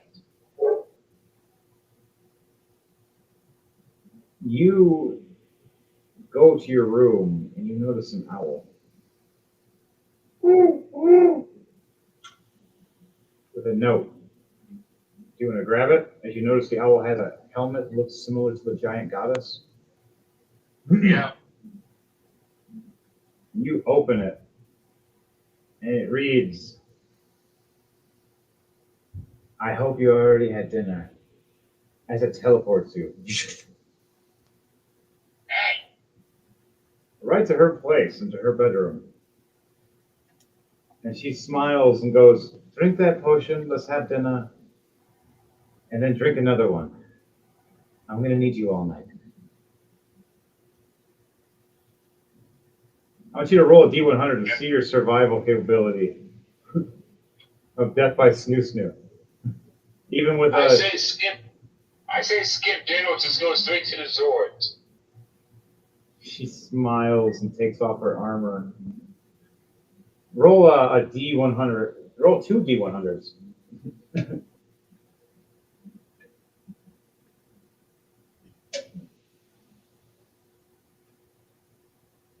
What are those 2 D100s? 54 and a 95. You are lucky. The first one through the night of Death by Snoo Snoo was great and almost broke your pelvis. You drank that second potion to keep enlarged and giant again. And then you just went full rage. For the rest of the night, you went wolf mode. And she was happy. You were. As it faded black, and you might have accidentally made some giant babies that are werewolves. Giant werewolf babies of death that wield sickles and scythes. Jeez, that's terrifying. But you're a different kind of werewolf than my character. My character's a blood hunter werewolf. Your character's a basic werewolf. Or a cursed werewolf.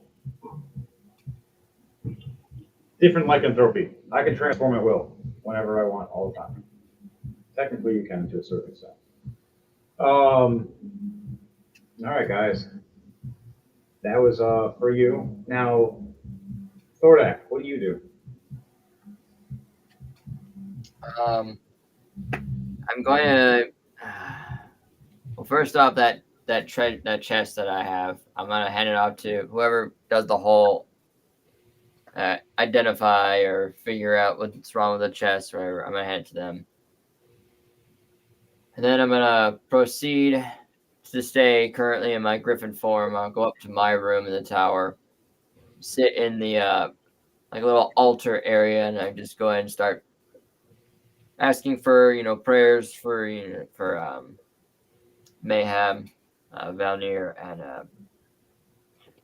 that interesting creature Git.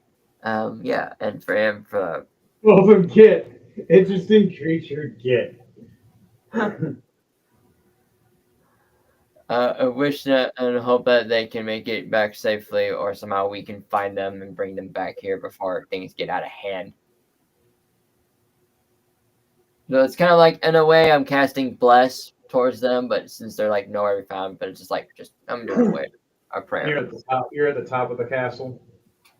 Where Yeah. You're, all right. I have like I'll one do of the it. big towers. It's a high, I believe.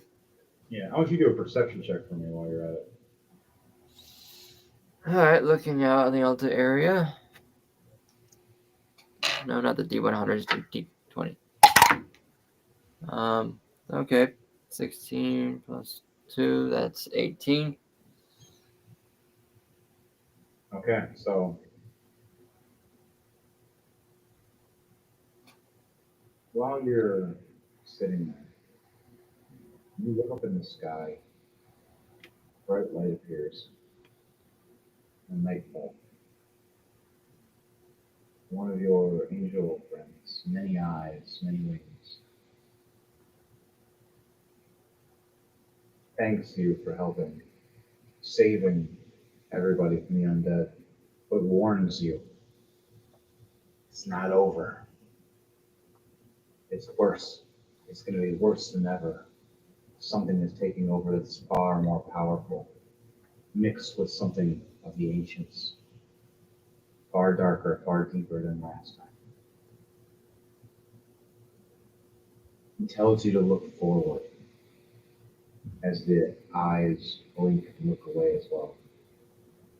And you see in the distance, in the small graveyard that we have not too far away, the fallen comrades,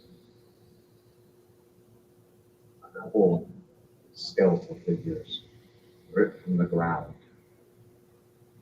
and a couple zombies. And they start walking down through the forest, disappearing towards the villages.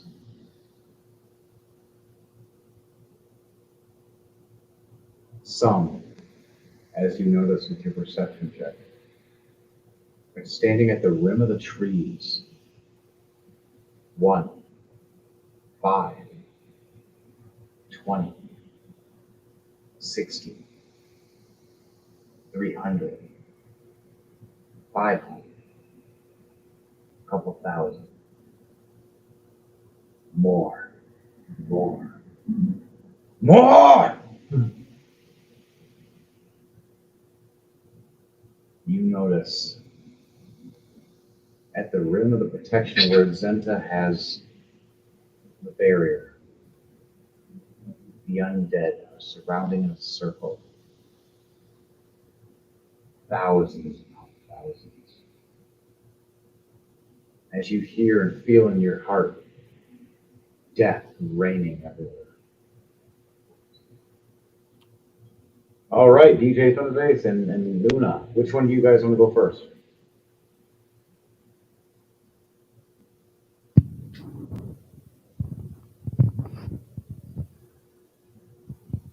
As Leiden is that's the last thing he thinks before he ends his night. He's, oh my God, we're screwed.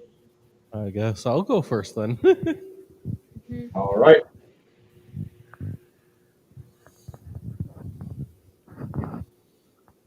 Okay. What's going on?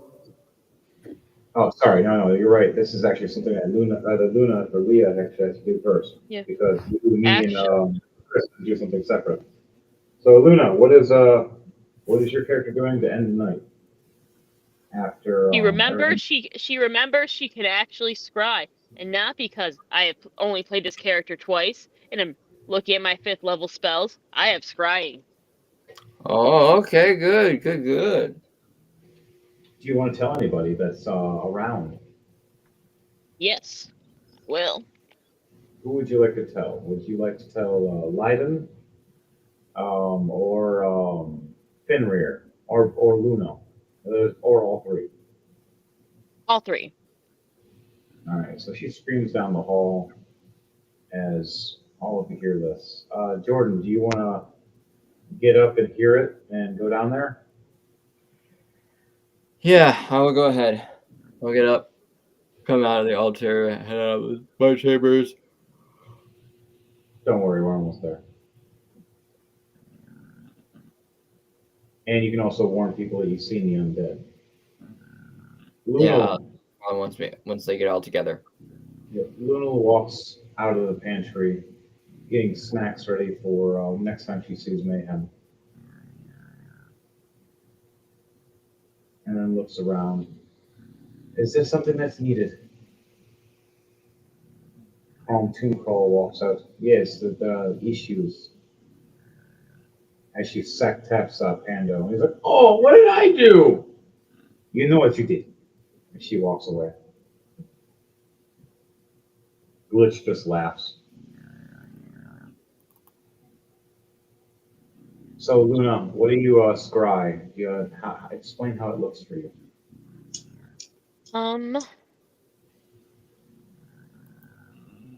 Well, Lou, I Brown, go give me into my or what? I go into my mind's eye and who am I scrying on?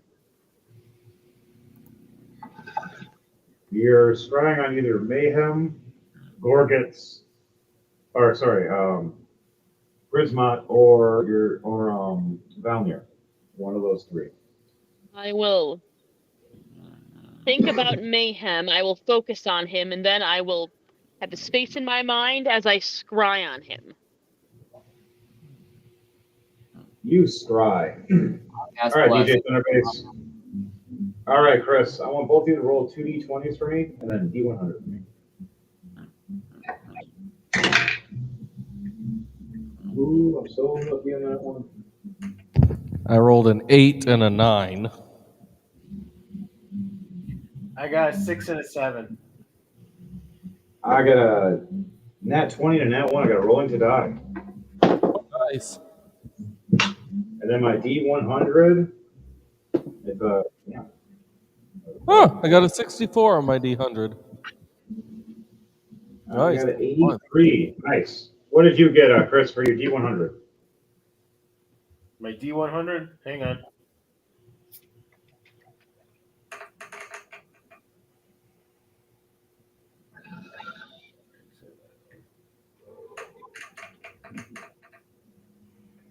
That's better.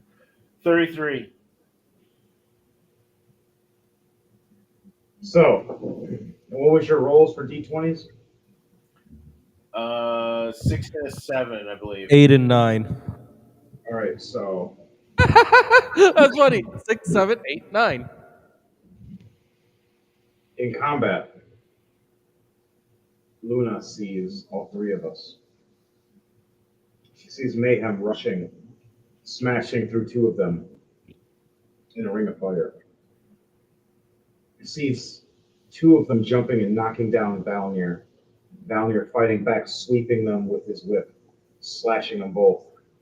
You're seeing the orc getting surrounded by the other two as he keeps calling them gits, as he keeps getting hit back and forth, slashing one after another as the trolls don't realize the orc keeps healing as they keep healing.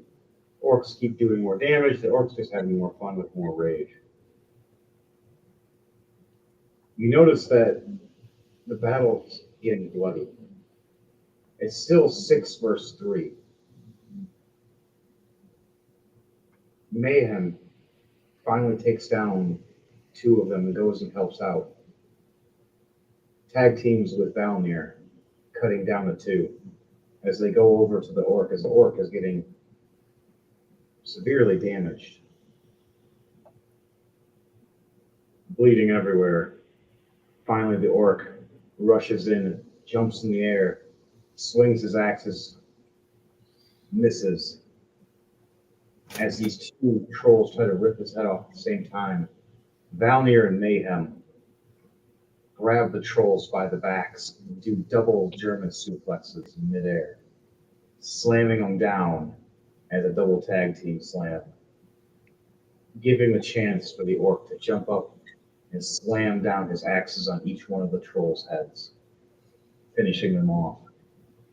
As the last thing you see in your scry is a fire in front of us with a ring of fire around us, 20-foot ring, cooking and eating these trolls, piece by piece, having fun, laughing, saying and hearing us going, you know, troll meat's not bad when you cook it the right way. So, Lunal should be figuring out where we are. If not, I got some bag of trick things in my bag. Hopefully, one of these things work. Hopefully, one of you guys got some, me too. If not, we got plenty of troll meat to last us at least a couple of weeks. Well, you already know that Yeah, all I got is the well of many worlds, and that ain't gonna help us. I do have the home now stone, though. Oh shit, I forgot all about that.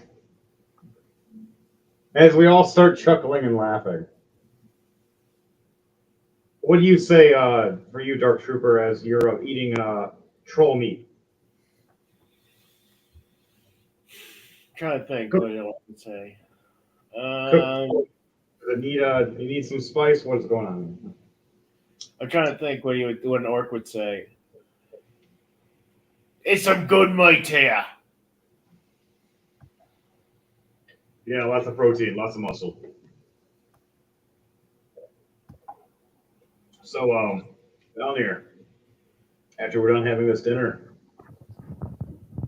Yep, I'll pull out the home now stone. All right, guys, here's the weird part. All of us have to hold hands. Don't think it's weird. As he looks at the orc, and the orc's just looking at him with red eyes, he's just like, rage.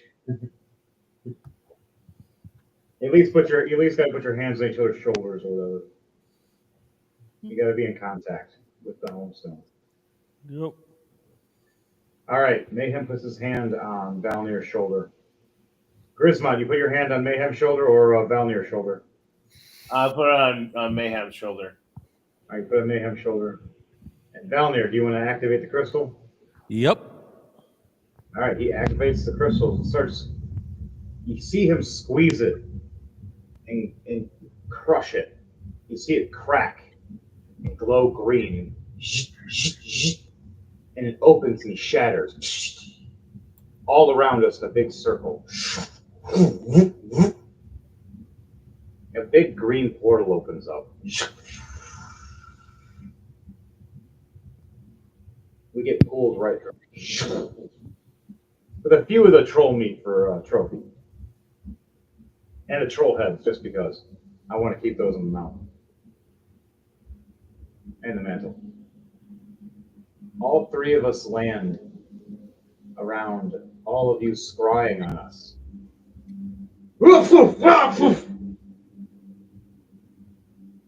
All like the Three Stooges just landing on top of each other. Now, the question is, who's landing on who? I want everybody to roll a d20 for me and tell me that d20, and it'll tell me the position. I roll a 17. I rolled a 15. I got a 17. All right. Me and Chris have to do rollies. Roll a d20 again, Chris. I got 12. I got a 16. This sucks for me. Mayhem lands first. Oh, that wasn't that bad. As you see two troll arms flap down at him head. Oh, okay, that wasn't that bad. Here comes Valnir right on his back. Oh, come on. And I land ass first on both of you. Here comes a big green orc landing on both of us. Ah! And I'm like, oh, that wasn't so bad. And then, yeah, for you. All six of the troll heads come bopping on the orc's head. Dink, dink, dink, dink, dink. Right off his head.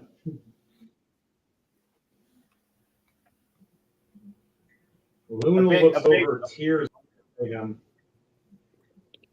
What'd you guys say? A big lump, a cartoon lump, comes up on my head, and I fall over on my back. Oh!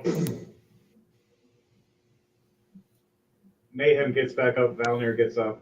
Lunal jumps on Mayhem. Mayhem picks her up and walks off with her.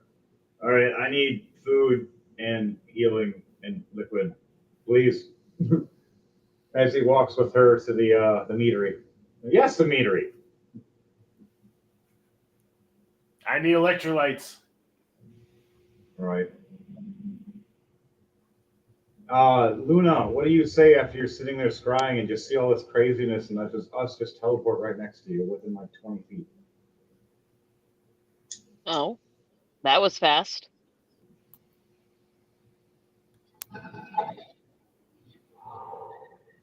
You've seen a whole combat sequence within a course of like a minute just watching and scrying, watching with everybody. Now all of us are back together. Now, Jordan, do you want to say something for your character? As you're back down at Stolak now?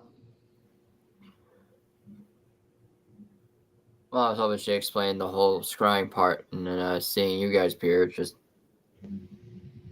oh, you're back. Shake my mane and just walk away. What about the undead you've seen? Oh, by the way, as I'm walking back up to my back to the altar area, but it's just like Scar in The Lion King walking away from Mufasa. Just, oh, by the way, there's a giant army of undead out in the graveyard, about 1,000 yards that ways. Because you're surrounded by idiots, Yeah. The team is back, which is good news. That's the bad news, by the way. And I go back up towards the altar.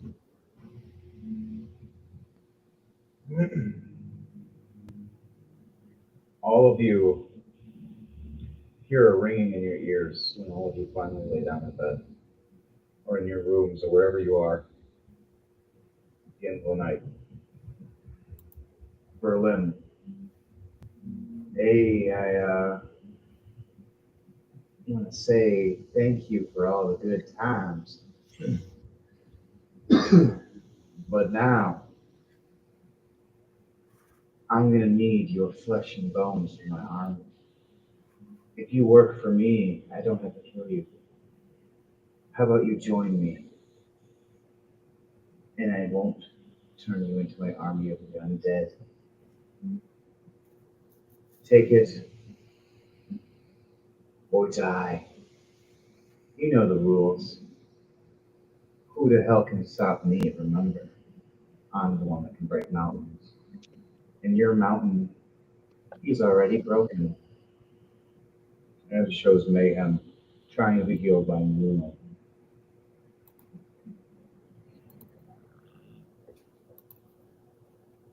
What do any of you say for a response? As she allows you to respond before you close out tonight. My arc yawns at her. It's like, oh, not this again. Boss, can I just go home? Valnir face palms, and in his head is just like crap. We're complete.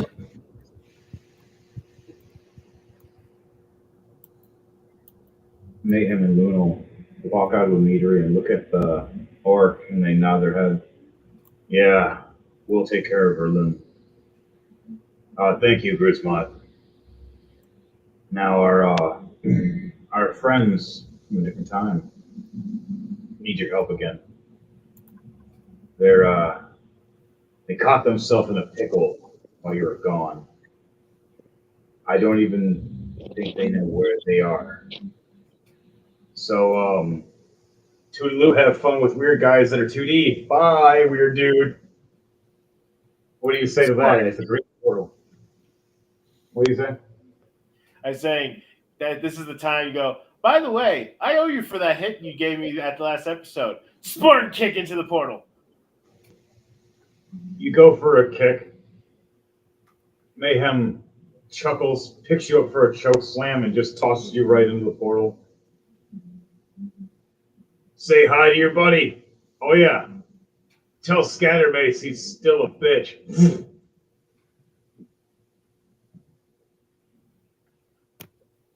as you get thrown through a portal right onto where everybody was eating and sleeping and hanging out, all the level nines,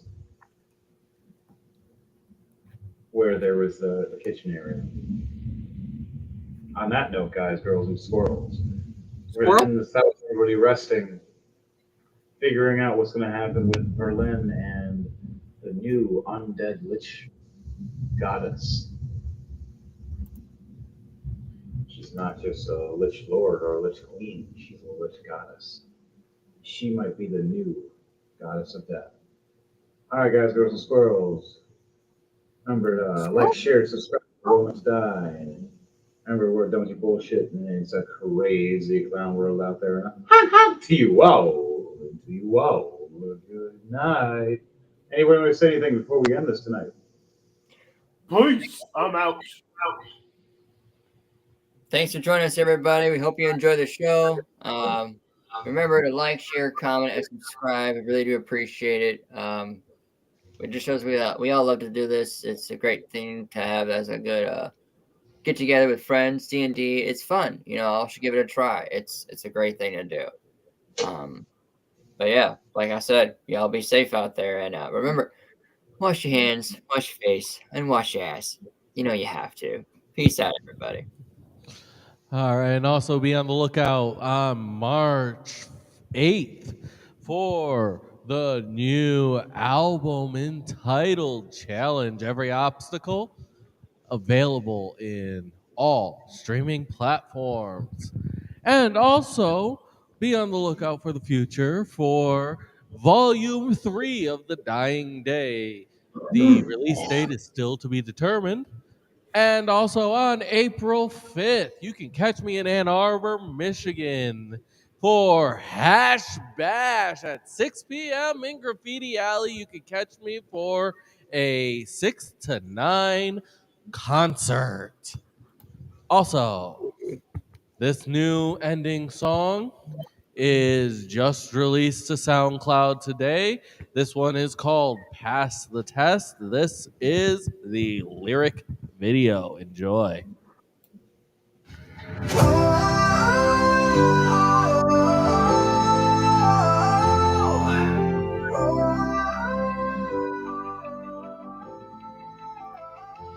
I know that the pain in my body is never going away. I know we've made an agreement to slowly fade to gray. I know when you say that you love me, it's only a fleeting plight. I will never be your puppet again. I'll never bow down to your might. It's not a question of if I'm the foolish one. Those tears mean nothing when deep inside I know I'm not your clown, I'm not your toy. I'm just a kind heart who's lost all their joy. A wounded soul, weighed down by stress. I'll fight alone, I'll pass the test.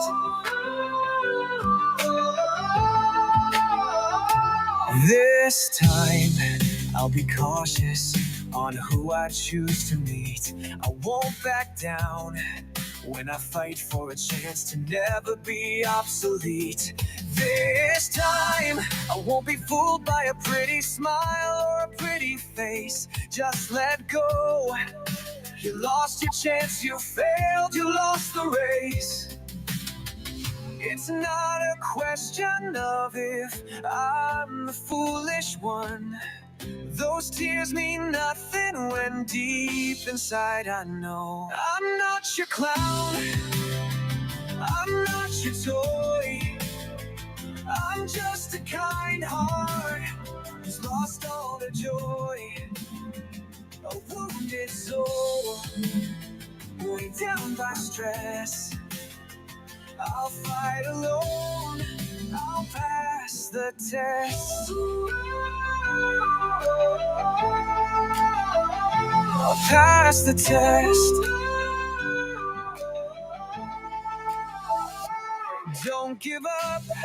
When my dream is staring at me between the eyes, I'm not alone.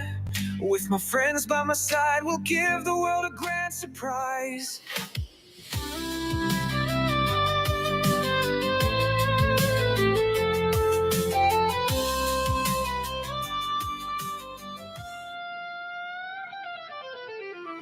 It's not a question of if I'm the foolish one.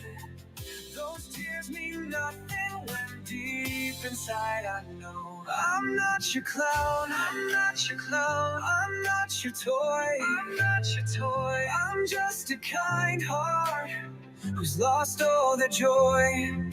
A wounded soul, weighed down by stress, weighed down by stress. I'll fight alone, I'll pass the test.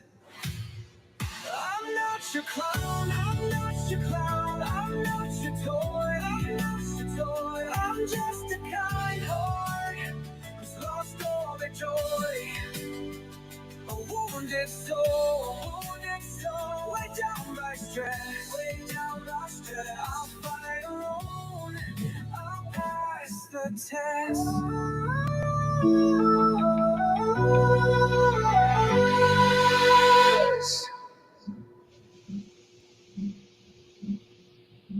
It screams! Fireball!